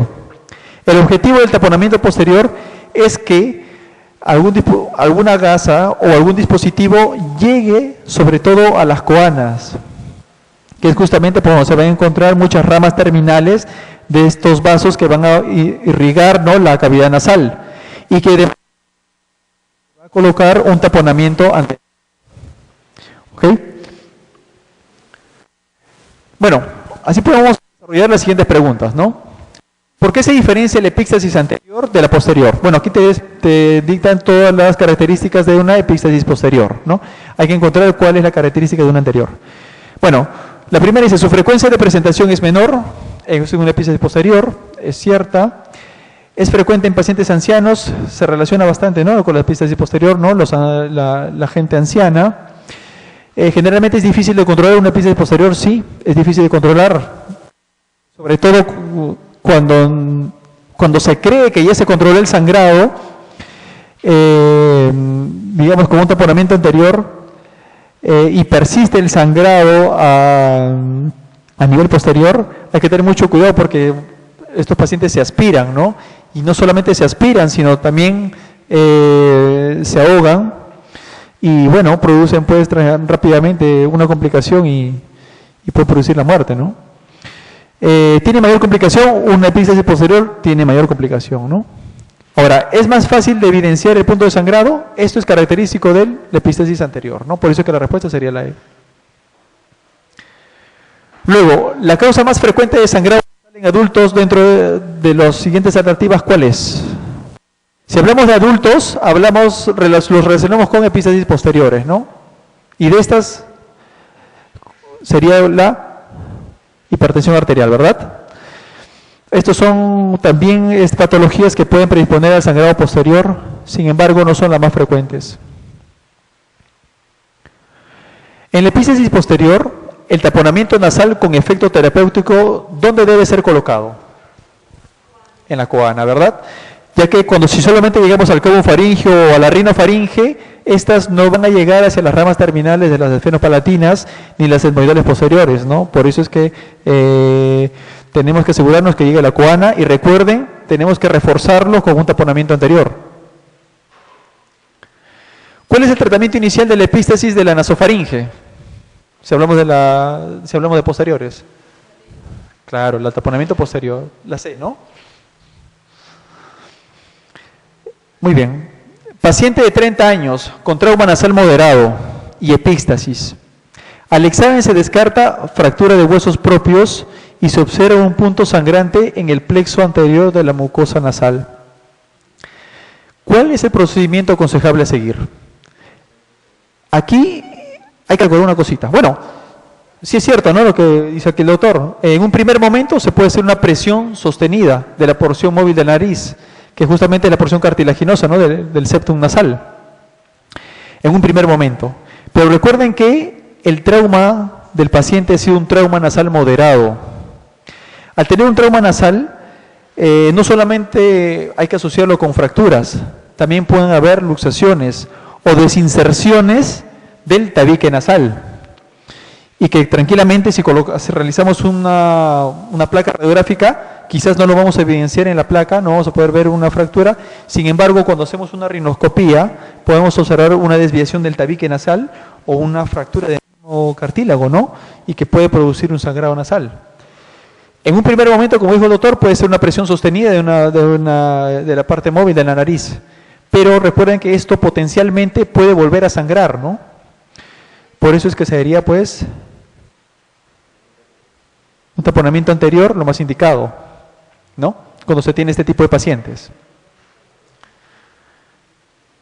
Bueno, Otro tema en la que debemos también de, bueno, no sé cómo se apaga la luz. No sé si puede ver ahí. ¿Se puede ver o? Bueno, ya. Lo que es la amigdalitis, aquí, este también es un tema muy rentable, ya que justamente es frecuentemente preguntado, ¿no? Aquí tenemos que, sobre todo, diferenciar dos entidades, ¿no? Amigdalitis agudas y amigdalitis crónicas. De las agudas, aquí, en lo contrario, por ejemplo, de lo que pasa en las otitis, las causas más frecuentes van a ser las virales. Y en segundo lugar van a ser las bacterianas. Quizás en esta entidad van a tener van a formar parte de estas muchas patologías con nombre propio. Cuando hablamos de, por ejemplo, de amigdalitis agudas de tipo viral, por ejemplo, podemos tener infecciones por virus de Epstein-Barr, aquí hablaremos de la mononucleosis, el virus herpes simple, el virus de la gripe también pueden producir cuadro de amigdalitis, el parainfluenza, el Coxsackie, por ejemplo, hablamos aquí de la herpangina, ¿no? Y los adenovirus. Y cuando hablamos de bacterianas, que bueno, en su mayor porcentaje van a estar presentes en los niños, ¿no? Luego seguirían los adultos. Aquí, por ejemplo, van a estar un agente, por ejemplo, principal va a ser el Streptococcus beta-hemolítico del grupo A, que es el más frecuente. Luego tendremos ya el Corynebacterium diphtheriae, ¿no? Que producirá por la difteria, la Neisseria gonorrhoeae, que producirá una amigdalitis gonocócica, y algunos anaerobios también. Estas dos entidades, ¿no? De etiología viral y bacteriana, van a producir síntomas muy similares. Los síntomas van a ser muy similares, van a producir fiebre, dolor faríngeo, otalgia refleja, odinofagia y adenopatías cervicales. Quizás un dato para poder diferenciar, ¿no? De manera clínica una bacteriana de una viral va a ser que en la viral pueden estar, predisponerse infecciones respiratorias altas antes de que se produzca el cuadro de la amigdalitis. Crónica, esta principalmente va a ser más frecuente en adultos, ¿no? En los niños más que nada vamos a hablar de amigdalitis recurrente. Clínicamente nos va a dar un dolor faríngeo crónico, halitosis y sobre... Aquí también va a estar la presencia de litiasis amigdaliana, que es la presencia de detritus, ¿no? A nivel de las criptas de las amígdalas, que nosotros... que cualquier persona que tenga una hipertrofia de un amigdalar tranquilamente pueden quedarse en esas criptas y generarse pues una solidificación de estas y producir litos, ¿no? Piedrecitas de estas, produciendo pues los tonsilolitos, ¿no? Característicamente tienen un mal olor. Bueno, cuando nosotros realizamos la evaluación, ¿no? del paciente con amigdalitis, podemos encontrar diferentes lesiones que también nos pueden orientar al diagnóstico. Por ejemplo, las más frecuentes son lesiones eritematosas o eritematopuláceas, ¿no? En el cuadro de las amigdalitis. Por ejemplo, cuando hablamos de una amigdalitis bacteriana, podemos encontrar lesiones no solamente eritematosas, sino también presencia de secreciones blanquecinas, ¿no? O purulentas a nivel de las criptas, ¿no? Una eritematopulácea. La viral predominantemente va a ser congestiva. Luego también tenemos algunas lesiones como por ejemplo las pseudomembranas que se pueden encontrar tanto en la mononucleosis y en la difteria. En la mononucleosis, pues, principalmente estas placas, estas pseudomembranas son localizadas y en la difteria son mucho más grandes y pueden invadir otras estructuras como la úvula y el paladar, y el pilar anterior, ¿no? Llegando hasta el paladar. Cuando nosotros retiramos estas costras blanquecinas, se puede producir un sangrado. Esto, por ejemplo, la presencia de eso nos puede indicar ya, nos puede señalar de repente que se traten de estas patologías. Por ejemplo, cuando encontramos lesiones úlceronecróticas, aquí vamos a hablar, porque vamos a tener varias entidades. Por ejemplo, pacientes que tienen cuadros de hemopatías y en la que se instaura un cuadro de amigdalitis, pueden aparecer amígdalas sangrantes. Otra entidad también es la fusoespirilar, que son lesiones unilaterales, ¿no? Y que van a estar presentes en lo que es la angina de Vincent, ¿no? Que es una angina producida por una espiroqueta y que justamente va a infectar sobre todo y que justamente se confunde esta con cuadros de neoplasias de cáncer. También tendremos estas lesiones ulceronecróticas presentes en cuadros de faringitis gonocócicas y, por ejemplo, y una importante es el cáncer de amígdala. El cáncer de amígdala característicamente se ve en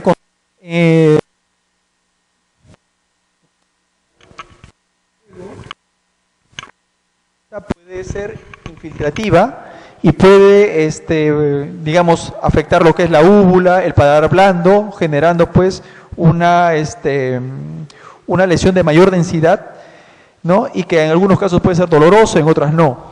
Hay que tener mucho en consideración este tipo de lesiones, ya que una biopsia a tiempo puede detectarse el cuadro y ser tratado a tiempo, ¿no? Antes de que se complique. Y algunas otras lesiones como la vesiculosa que son menos frecuentes, que nos indicarán pues presencia de herpes o una herpangina, ¿no? Y bueno, solamente para hablar de las complicaciones rápidamente, ¿no? De las faringoamigdalitis, hay complicaciones que son supurativas y no supurativas. De las no supurativas vamos a tener complicaciones locales, por ejemplo las hipertrofias de amígdalas. Cuando hay infecciones repetidas de las amígdalas, estas pueden crecer, aumentar de tamaño, y cuando ya se hacen muy frecuentes, estas ya no retoman su tamaño normal y pueden quedarse aumentadas de volumen, produciendo a la larga obstrucción de la vía aérea respiratoria superior. Cuando hablamos también de afectaciones no supurativas sistémicas, hablamos ya de las patologías como por ejemplo la fiebre reumática, ¿no? La glomerulonefritis, ¿no? Sobre todo estas se van a dar en faringitis, ¿no? Producto del estreptococo beta-hemolítico del grupo A. Y las supurativas, quizás su importancia de estas radica en que hay algunas de estas que pueden fácilmente comprometer la vida del paciente. Aquí vamos a tener 5 entidades. Aquí la clave es saber de que nosotros en el lecho amigdalar, detrás del lecho de las amígdalas, vamos a tener un paquete muscular, que es la musculatura constrictora de la faringe. Cuando se sobrepasa esta musculatura constrictora de la faringe, pueden empezar los compromisos ya de la vía aérea. Muy bien, dentro de las complicaciones vamos a tener al absceso intratonsilar, que viene a ser un absceso solamente localizado en la amígdala, ¿no? Que va a estar afectada, es la colección de pus que se va a estar a nivel de la amígdala, y que principalmente nos puede dar aparte de fiebre o dinofagia. Una vez detectado puede ser tratado con antibióticos o puede drenar espontáneamente también y fácilmente remite su cuadro. Cuando este absceso intratonsilar empieza a afectar otras estructuras, como por ejemplo el pilar anterior, la úvula, empieza a desplazar o lateralizar estructuras de la orofaringe, y hablamos de un flemón o un absceso periamigdalino. ¿Ya? Aquí quizás el cuadro es un poquito más aparatoso porque aparte de la odinofagia, la disfagia que puede producir y la fiebre, puede haber trismus también. Estas dos entidades van a respetar el músculo constrictor de la faringe, o sea, no lo van a sobrepasar. Pero a partir de estas, sí van a haber patologías que van a sobrepasar a este músculo. Tenemos, por ejemplo, el absceso parafaringio, que clínicamente va a ser similar, por ejemplo, al flemón o absceso periamigdaliano, y que además va a aparecer una tumefacción a nivel cervical. Justamente es porque este absceso sobrepasa esta musculatura y se produce una tumefacción a nivel cervical. Esto, por la ubicación en la que se encuentra, nos puede dar una complicación con nombre propio, que es la enfermedad de Lemierre, que viene a ser una tromboflebitis séptica, ¿no? De la vena yugular interna y que puede complicar severamente al paciente. Luego tenemos al absceso retrofaringio, que como su mismo nombre nos dice, va a estar ubicada en la pared posterior, principalmente este absceso de la orofaringe, y que cuando ésta aumenta de volumen, aparte de generar la clínica similar a las anteriores, puede producir disnea, ya que obstruye la vía aérea, ¿no? Y bueno, otra entidad es la angina de Ludwig, que también se va a encontrar en sobre todo abscesos que son submandibulares y que clínicamente, aparte de la clínica similar a las anteriores, también va a producir una obstrucción de la vía aérea, ya que la base de la lengua, todo eso se puede desplazar hacia la orofaringe, obstruyendo pues la entrada o el paso de aire. Está muy relacionado en pacientes que también tienen una deficiente higiene dentaria. Eso solamente es un esquema para ver cómo es el manejo de una amigdalitis aguda. Lo principal en una amigdalitis aguda, bueno, de manera teórica, ¿no? Porque quizás en la práctica no lo hacemos, es que debemos de detectar si se trata de una amigdalitis bacteriana o es viral. Cuando hablamos de niños menores de 3 años, principalmente estas se relacionan más frecuentemente con cuadros. Cuando hablamos de mayores de 3 años y en adultos, aquí ya van a predominar más los cuadros bacterianos. Y para poder, digamos, detectar no la presencia de alguna bacteria, en este caso el Streptococcus beta hemolítico, hacemos el uso de esta prueba, de la antistreptolicina, que cuando saldrá positiva daremos una antibiótico terapia. Y cuando la saldrá negativa, tendremos que ver si este paciente tiene antecedentes o factores de riesgo para enfermedades reumáticas. De repente la madre del niño es una madre que ha tenido fiebre reumática, o una endocarditis, o una glomerulonefritis, ¿no? De manera similar, ¿no? En los adultos, y esto nos obligará a hacer un cultivo de secreción faríngea, y si sale positivo daremos tratamiento antibiótico, si no, solamente sintomático. Y en lo que afecta a los adultos, en los adultos se está usando una escala, que es la escala de Mac-Isaac, es una escala que es justamente clínica, para poder detectar o poder, digamos, orientarnos a ver si es una bacteriana o una viral.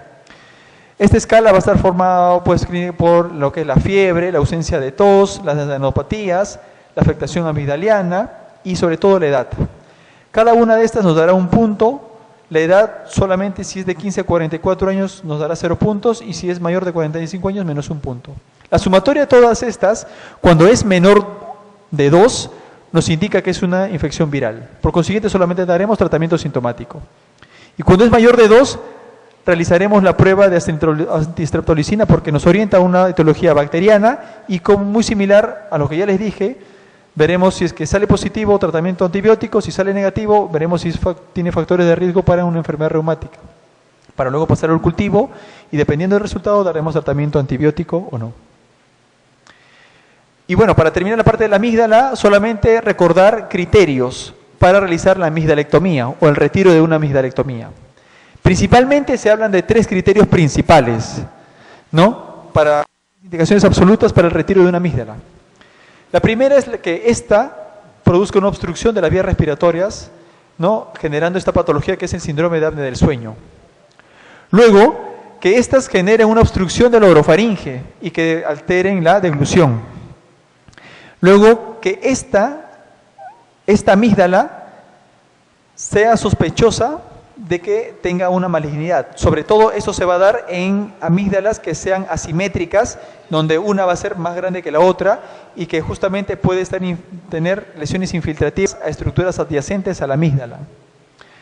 Y una alternativa que, bueno, esta más que nada es una última que ha aparecido, que más que nada se da a nivel intraoperatorio, que es cuando se evidencia una hemorragia incontrolable de vasos que dependan de la misma amígdala. Esos son criterios absolutos para una amigdalectomía.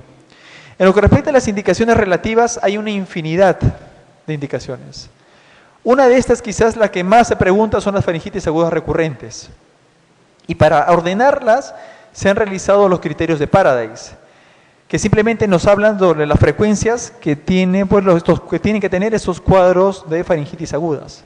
Por ejemplo, si tenemos 3 episodios de faringitis agudas en un año, por 3 años consecutivos, o 5 episodios de faringitis agudas en un año, por 2 años consecutivos, o 7 episodios de faringitis aguda en un año, donde cada episodio característicamente tenga una temperatura mayor de 38, ganglios linfáticos mayor de 2 centímetros, exudado amigdalar y un cultivo positivo a Streptococcus beta hemolítico, serán pues criterios para realizar una amigdalectomía.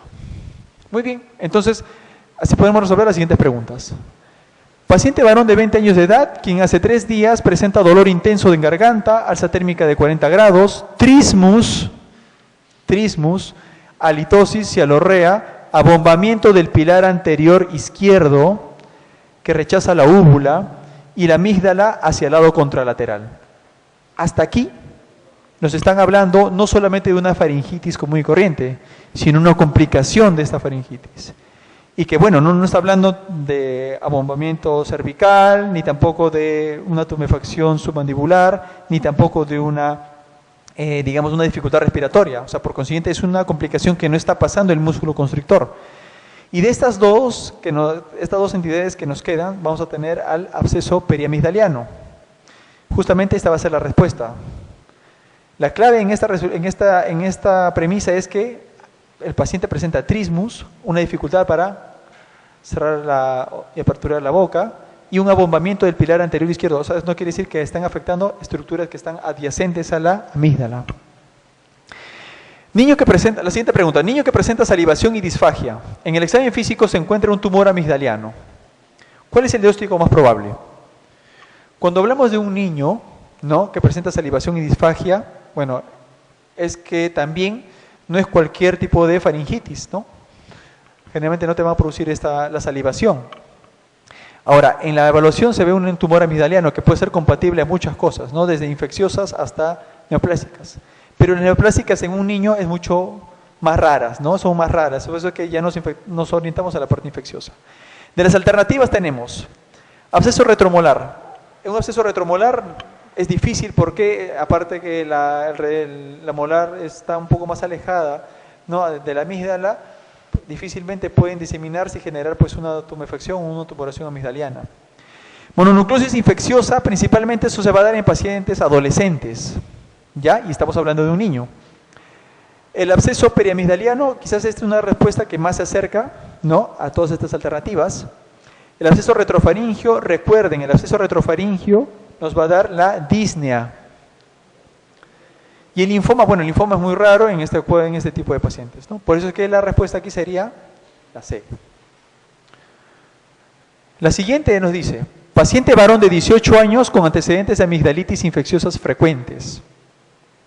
Acude por presentar disnea y dolor en el suelo de la boca. Aquí hay un dato importante, ¿no? Nos hablan del suelo de la boca, ¿no?, la región submandibular, ¿no? Aparte que tiene una disnea, ¿no?, ya está afectando ya la vía aérea, se evidencia un tumor en región submaxilar y hay un dato importante, una deficiente higiene oral. ¿Esta con qué entidad está relacionada? Angina de Ludwig, ¿no? Muy bien. ¿Cómo diferenciamos una amigdalitis viral y una bacteriana? Eso es sencillo, ya se lo dije en un primer momento. Ambas no tienen, digamos, sintomáticamente una diferencia. En los dos en que no hay fiebre, no, en los dos tienen fiebre. Que no hay enrojecimiento, los dos tienen enrojecimiento. En que hay molestias locales, los dos van a tener molestias locales. En que no hay disfagia, los dos pueden tener disfagia, ¿no?, o dinefagia. La respuesta sería que no hay diferencia. Solamente recordar que en la amigdalitis viral previamente puede haber presentado el paciente una infección respiratoria alta, días o semanas anteriores. En el tratamiento de una amigdalitis aguda con placas, es válido con cualquiera de estos fármacos excepto. O sea, están hablando justamente principalmente del estreptococo beta-hemolítico del grupo A y sobre todo fármacos que coberturen a este germen. Encabezando a todos estos está la penicilina, ni vuelta que darle, y sus derivados, ¿no?, las aminopenicilinas, etc. Cuando es alérgico a tendremos a los macrólidos. En este caso está aquí la eritromicina, que también va a responder a una amigdalitis aguda. Se ha visto también que las lincosamidas, que principalmente van a estar orientadas a los agentes anaerobios, también tienen una buena respuesta, ¿no?, en unos pacientes en la que, a pesar que se les ha dado el tratamiento antibiótico de primer momento, que son los penicilinas, ¿no?, o los macrólidos, se ha visto que pueden responder bien. En estos van a pertenecer la clindamicina y la lincomicina, ¿no? Y se ha visto que la gentamicina no tiene respuesta sobre el estreptococo beta-hemolítico, ¿no? Por eso que la respuesta sería la D. ¿Qué criterio no es indicativo de amigdalectomía? Ya les dije, hipertrofias o de amígdalas que produzcan obstrucciones de la vía aérea. Que la enfermedad obstructiva del sueño es una de estas, que generen una dificultad en la deglución también, que produzcan que nos haga sospechar de cáncer, también es un criterio de una amigdalectomía, un criterio absoluto. Y la hemorragia intraoperatoria, ¿no?, que vasos que dependan de la amígdala, ¿no?, también es un criterio nuevo. Aquí en las alternativas nos hablan principalmente, bueno, la mayoría de estas nos hablan de criterios relativos, ¿no? La tercera alternativa, el hipertrofia que produzca insuficiencia respiratoria importante, esta ni vuelta que darle, esta sí es un criterio principal, absoluto. Frecuencia de procesos agudos, va a depender mucho de cuántas frecuencias de procesos agudos hay. Recuerden que para esto existen el criterio de Paradise, ¿no? Que ya les expliqué. El absceso periamigdaliano, cuando se tiene un absceso periamigdaliano en una sola oportunidad, quizás no es indicativo de una amigdalectomía, pero cuando este absceso periamigdaliano vuelve a aparecer en 2, 3, más de 2 oportunidades, ya se puede indicar, ¿no?, una amigdalectomía. Que este sea un claro foco de infección, sobre todo cuando hacemos frotis y vemos que la presencia de estreptococo betamolítico del grupo A, hay que realizar una amigdalectomía para prevenir sobre todo las complicaciones sistémicas que puede tener con la faringoamigdalitis, ¿no?, como la glomerulonefritis, fiebre reumática, miocarditis, etc. Y la persistencia de adenopatías, bueno, simplemente esto más que nada está en relación a la frecuencia de procesos agudos, ¿no? Por eso es que la respuesta, digamos, no es muy consistente, pero así tratando de analizar alternativa por alternativa, quizás nos quedamos con el absceso periamigdaliano porque solamente aquí nos refiere o nos da a entender que se trata de un solo episodio. ¿Ok? Esto es rápido. Los cuerpos extraños en oído externo. Este tema debemos de dominarlo porque también se preguntan, son muy fáciles las preguntas, ¿no?, sobre los cuerpos extraños de oído externo. Cuando nosotros tenemos un cuerpo extraño de oído externo, esta puede ser asintomático o sintomático. Ojo, hay pacientes que se pasan años con cuerpos extraños en el oído y no lo perciben, ¿ya? Se realiza una otoscopía y debemos de diferenciar en la otoscopía si es que cuerpo extraño se trata de un cuerpo extraño animado o inanimado. Si se trata de un cuerpo extraño animado, que hablamos de los insectos, aquí está quizás un poco, aquí debemos de prestar más atención. Lo primero que debemos de hacer es no intentar sacarlo, no intentar retirarlo. Tenemos primero que matarlo mediante una inmersión, o sea, colocarle productos que traten de ahogar a este insecto, ¿no?, que puede introducirse ahí. Y luego realizar la extracción o la irrigación. Porque créanme que si uno intenta sacarlo de buenas a primeras, este insecto va a luchar con el conducto auditivo interno y puede producir hasta perforaciones timpánicas. Y cuando llega al oído medio, créanme que es difícil de sacarlo. Luego, cuando vemos a la otoscopía que se tratan de objetos inanimados, hay que descartar que sean objetos orgánicos o inorgánicos. ¿Eso para qué? Cuando hablamos de objetos orgánicos hay que ver si son hidrófilos que tienen afinidad con el agua o hidrófobos que no tienen afinidad con el agua. Si tienen afinidad con el agua, aquí está contraindicado el lavado de oído, irrigarlo. ¿Por qué? Porque, por ejemplo, estos materiales hidrófilos pueden aumentar de volumen. Por ejemplo, aquí están las semillas, ¿no? Y al irrigarlas, pues, estos aumentan de volumen y es difícil su extracción.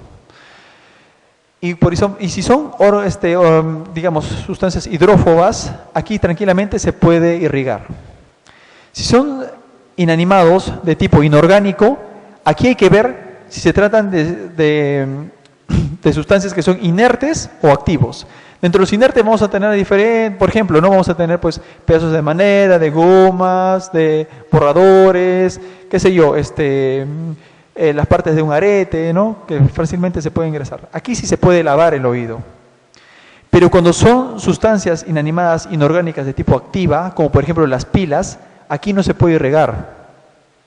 Aquí, por ejemplo, se tiene que extraer o aspirar esta sustancia, ya que esta pila no sabemos a veces no sabemos cuánto tiempo está y puede tranquilamente eliminar pues los ácidos que contienen y generar una otitis externa química. Muy bien, y con eso vamos a poder resolver las siguientes preguntas, ¿no? Paciente de 30 años, quien súbitamente siente que ingresa un insecto al oído, refiere dolor que se intensifica cuando el insecto se mueve, además hay un zumbido y hipoacusia. El manejo inmediato es, ya lo hemos dicho, si se trata de un insecto, lo primero que tenemos que hacer es, claro, aplicación de glicerina para matarlo, ¿no? Listo. Todo. Paciente de 10 años de edad, quien súbitamente siente que ingresa un insecto al oído, refiere dolor que intensifica... Ese ya lo hemos visto, ¿no? Perdón.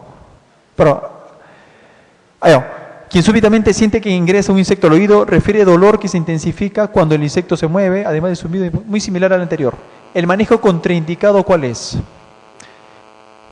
¿No debemos de irrigar el conducto? Extracción con pinzas, claro, ¿no? De primero debemos de aplicar la glicerina, ¿no? El antibiótico parenteral o analgésico parenteral puede ser también de manera complementaria, ¿no? Pero lo que no debemos de hacer es extraer con pinzas ni tampoco irrigarla. ¿Ya? Hay que cerciorarnos que maten, que el insecto muera. ¿En qué caso está contraindicado el uso de irrigación para extraer cuerpos extraños en el conducto externo? De todas estas, es sencilla, ¿no? La semilla, ¿no? Muy bien.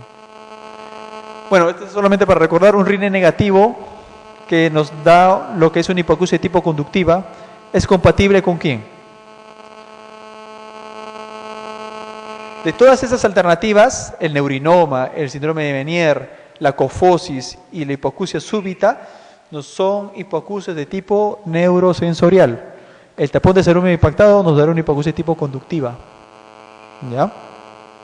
Después de la B. Y bueno, para terminar, de manera rápida y sencilla, vamos a hablar sobre la rinitis alérgica, sobre todos los puntos importantes que no hay que olvidar en este tipo de preguntas que nos van a dar en referencia a la rinitis alérgica. Primero, el cuadro clínico. Pacientes que presenten cuadro clínico de rinorrea de tipo transparente, bilateral, ¿no? Que justamente se asocie con cuadro de prurito nasal, estornudos y congestión nasal, y que por lo menos estos se presenten 2 o más veces durante una hora, o sea, más que todos estos síntomas duren más de una hora, hay que sospechar de que se trate clínicamente de una rinitis alérgica. Luego, los factores de riesgo de la rinitis alérgica, también importante.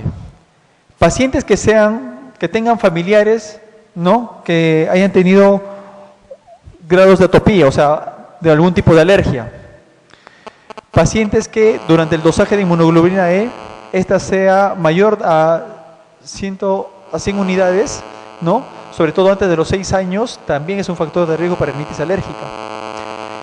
Los pacientes que tengan pues un test de, digamos, cutáneo positivo, también es un factor de riesgo, y sobre todo, se ha visto que los pacientes con mayor nivel socioeconómico van a tener también un riesgo de rinitis alérgica, debido a que muchos de estos pacientes van a tener menor exposición a los alergenos, ¿no?, que sucede, por ejemplo, en pacientes que son de bajo nivel socioeconómico, y que, bueno, cuando estos ya salen, ¿no?, a la ciudad, son más expuestos, van a tener reacciones alérgicas mucho más exacerbadas, y por consiguiente pueden producir una rinitis alérgica si en caso esta reacción se da a nivel de la nariz.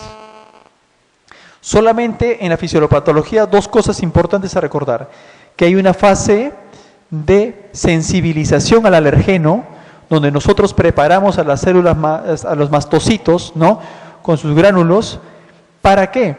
Para que en un segundo momento, cuando se haya una reexposición, esta genere pues ya todo el cuadro clínico, ¿no?, que forma parte de la rinitis alérgica. Hay que recordar que dentro de uno de los mediadores importantes que va a tener la rinitis alérgica va a ser la histamina, ¿no?, que por ejemplo actuará a nivel de los núcleos nerviosos generando los estornudos. Estas, por ejemplo, generarán un aumento de producción de secreción glandular, produciendo la rinorrea, producirá una congestión nasal, ¿no?, cuando se haya pues un exudado, un edema a nivel de los vasos, ¿no?, y también pues conjuntamente con otros mediadores como las interleuquinas, ¿no?, producirán pues o harán que este cuadro se haga crónico. Entonces hay 2 fases importantes: la sensibilización y la reexposición. La clasificación de la rinitis alérgica, bueno, una antigua era pues eran 2, ¿no?, que era la rinitis alérgica estacional, ¿no?, pero actualmente ya no se maneja esos conceptos, se maneja los conceptos de rinitis alérgicas intermitentes y persistentes, y cada una de estas con síntomas leves y síntomas moderadas a graves. Hablamos de síntomas intermitentes cuando son síntomas que duran menos de 4 días a la semana o que están presentes en menos de 4 semanas consecutivas. Y persistentes cuando duran más de 4 días a la semana o más de 4 semanas consecutivas. Cada una de estas podrán tener síntomas leves o síntomas moderados o graves.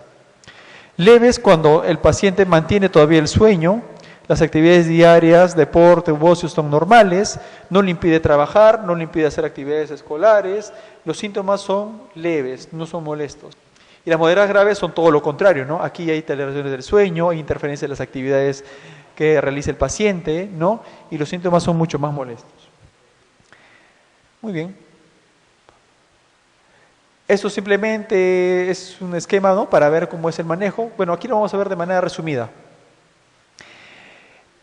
Cuando hablamos de una rinitis alérgica, el tratamiento, ¿no?, va a basarse de acuerdo a la clasificación que enmarquemos al paciente a tratar.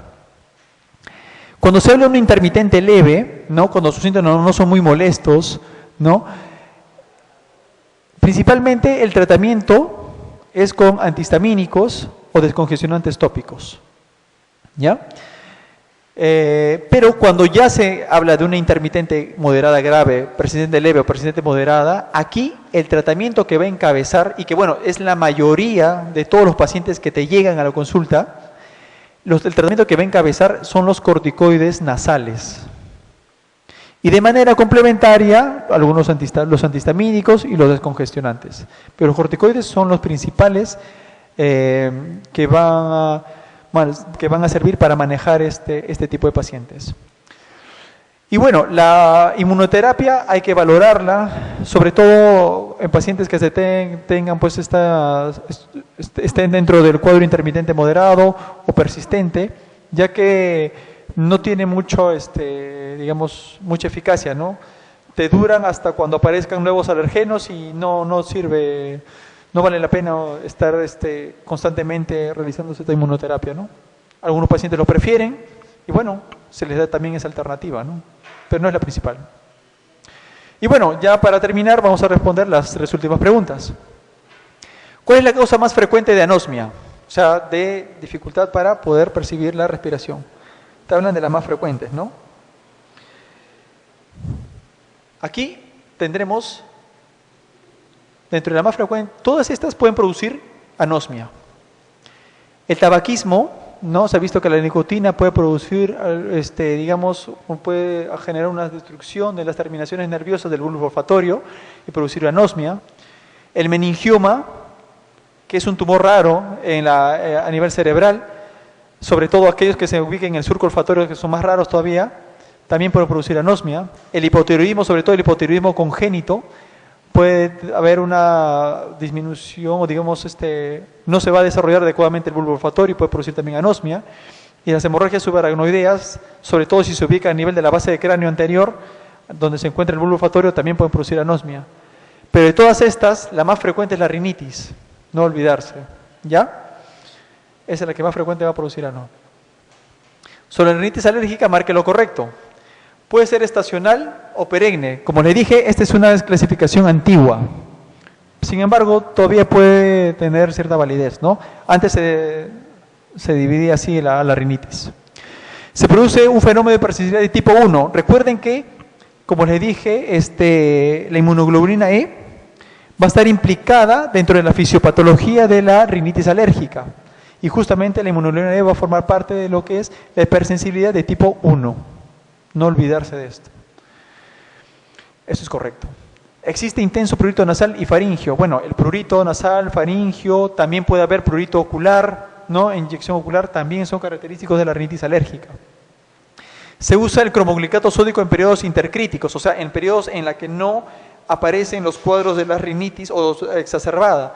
Sí, eso es cierto. Bueno, el cromoglicato sódico no se usa mucho acá, sin embargo, nosotros en vez de esto usamos los sprays nasales, no los corticoides nasales. Aquí la respuesta sería la E, no todas son correctas. Y por último, bueno, la penúltima. Niño de 13 años que lleva a la consulta por presentar estornudos, rinorrea acuosa y prurito nasal. Estos son los síntomas de una rinitis alérgica. Ojo que la rinorrea debe ser bilateral, ¿ah? Bilateral, ¿ya? Cuando sospechemos de una rinorrea acuosa, transparente, unilateral, y sobre todo pacientes que han tenido traumatismo, ¿ya? Hay que pensar que no se trata de una fístula de líquido cefalorraquídeo, ojo. Pero cuando es una rinorrea acuosa bilateral, ¿ya? Y a ver que se acompaña de otros síntomas, ¿no? Como estornudos, prurito nasal, podemos sospechar de una rinitis alérgica. Entonces, al examen hay un intenso edema y palidez de la mucosa nasal, característicos, ¿no? de la rinitis alérgica. El diagnóstico probable, bueno, está cantado, ¿no? Una rinitis alérgica. Solamente cosas importantes, detalles que hay que señalar en las alternativas. Cuando hablamos de cuerpo extraño, la rinorrea va a ser maloliente y generalmente unilateral. Cuando hablamos de mastocitosis nasal, es la presencia de mastocitos a nivel de la mucosa nasal, ¿ya? Y que, bueno, a veces no va a presentar el cuadro florido de una rinitis. La rinitis neutrofílica y la rinitis vasomotora forman parte de la rinitis no alérgica. Sobre todo la rinitis vasomotora va a estar en relación, por ejemplo, a la temperatura, ¿ya? Y a la exposición de químicos. Y la rinitis neutrofílica, sobre todo, va a estar relacionada con digamos, antecedentes previos de infecciones nasales como la sinusitis, por ejemplo. Pero todas estas no son alérgicas. Que la respuesta sería la C. Y bueno, la última es sencilla, ¿no? Ya lo pueden responder ustedes, creo yo.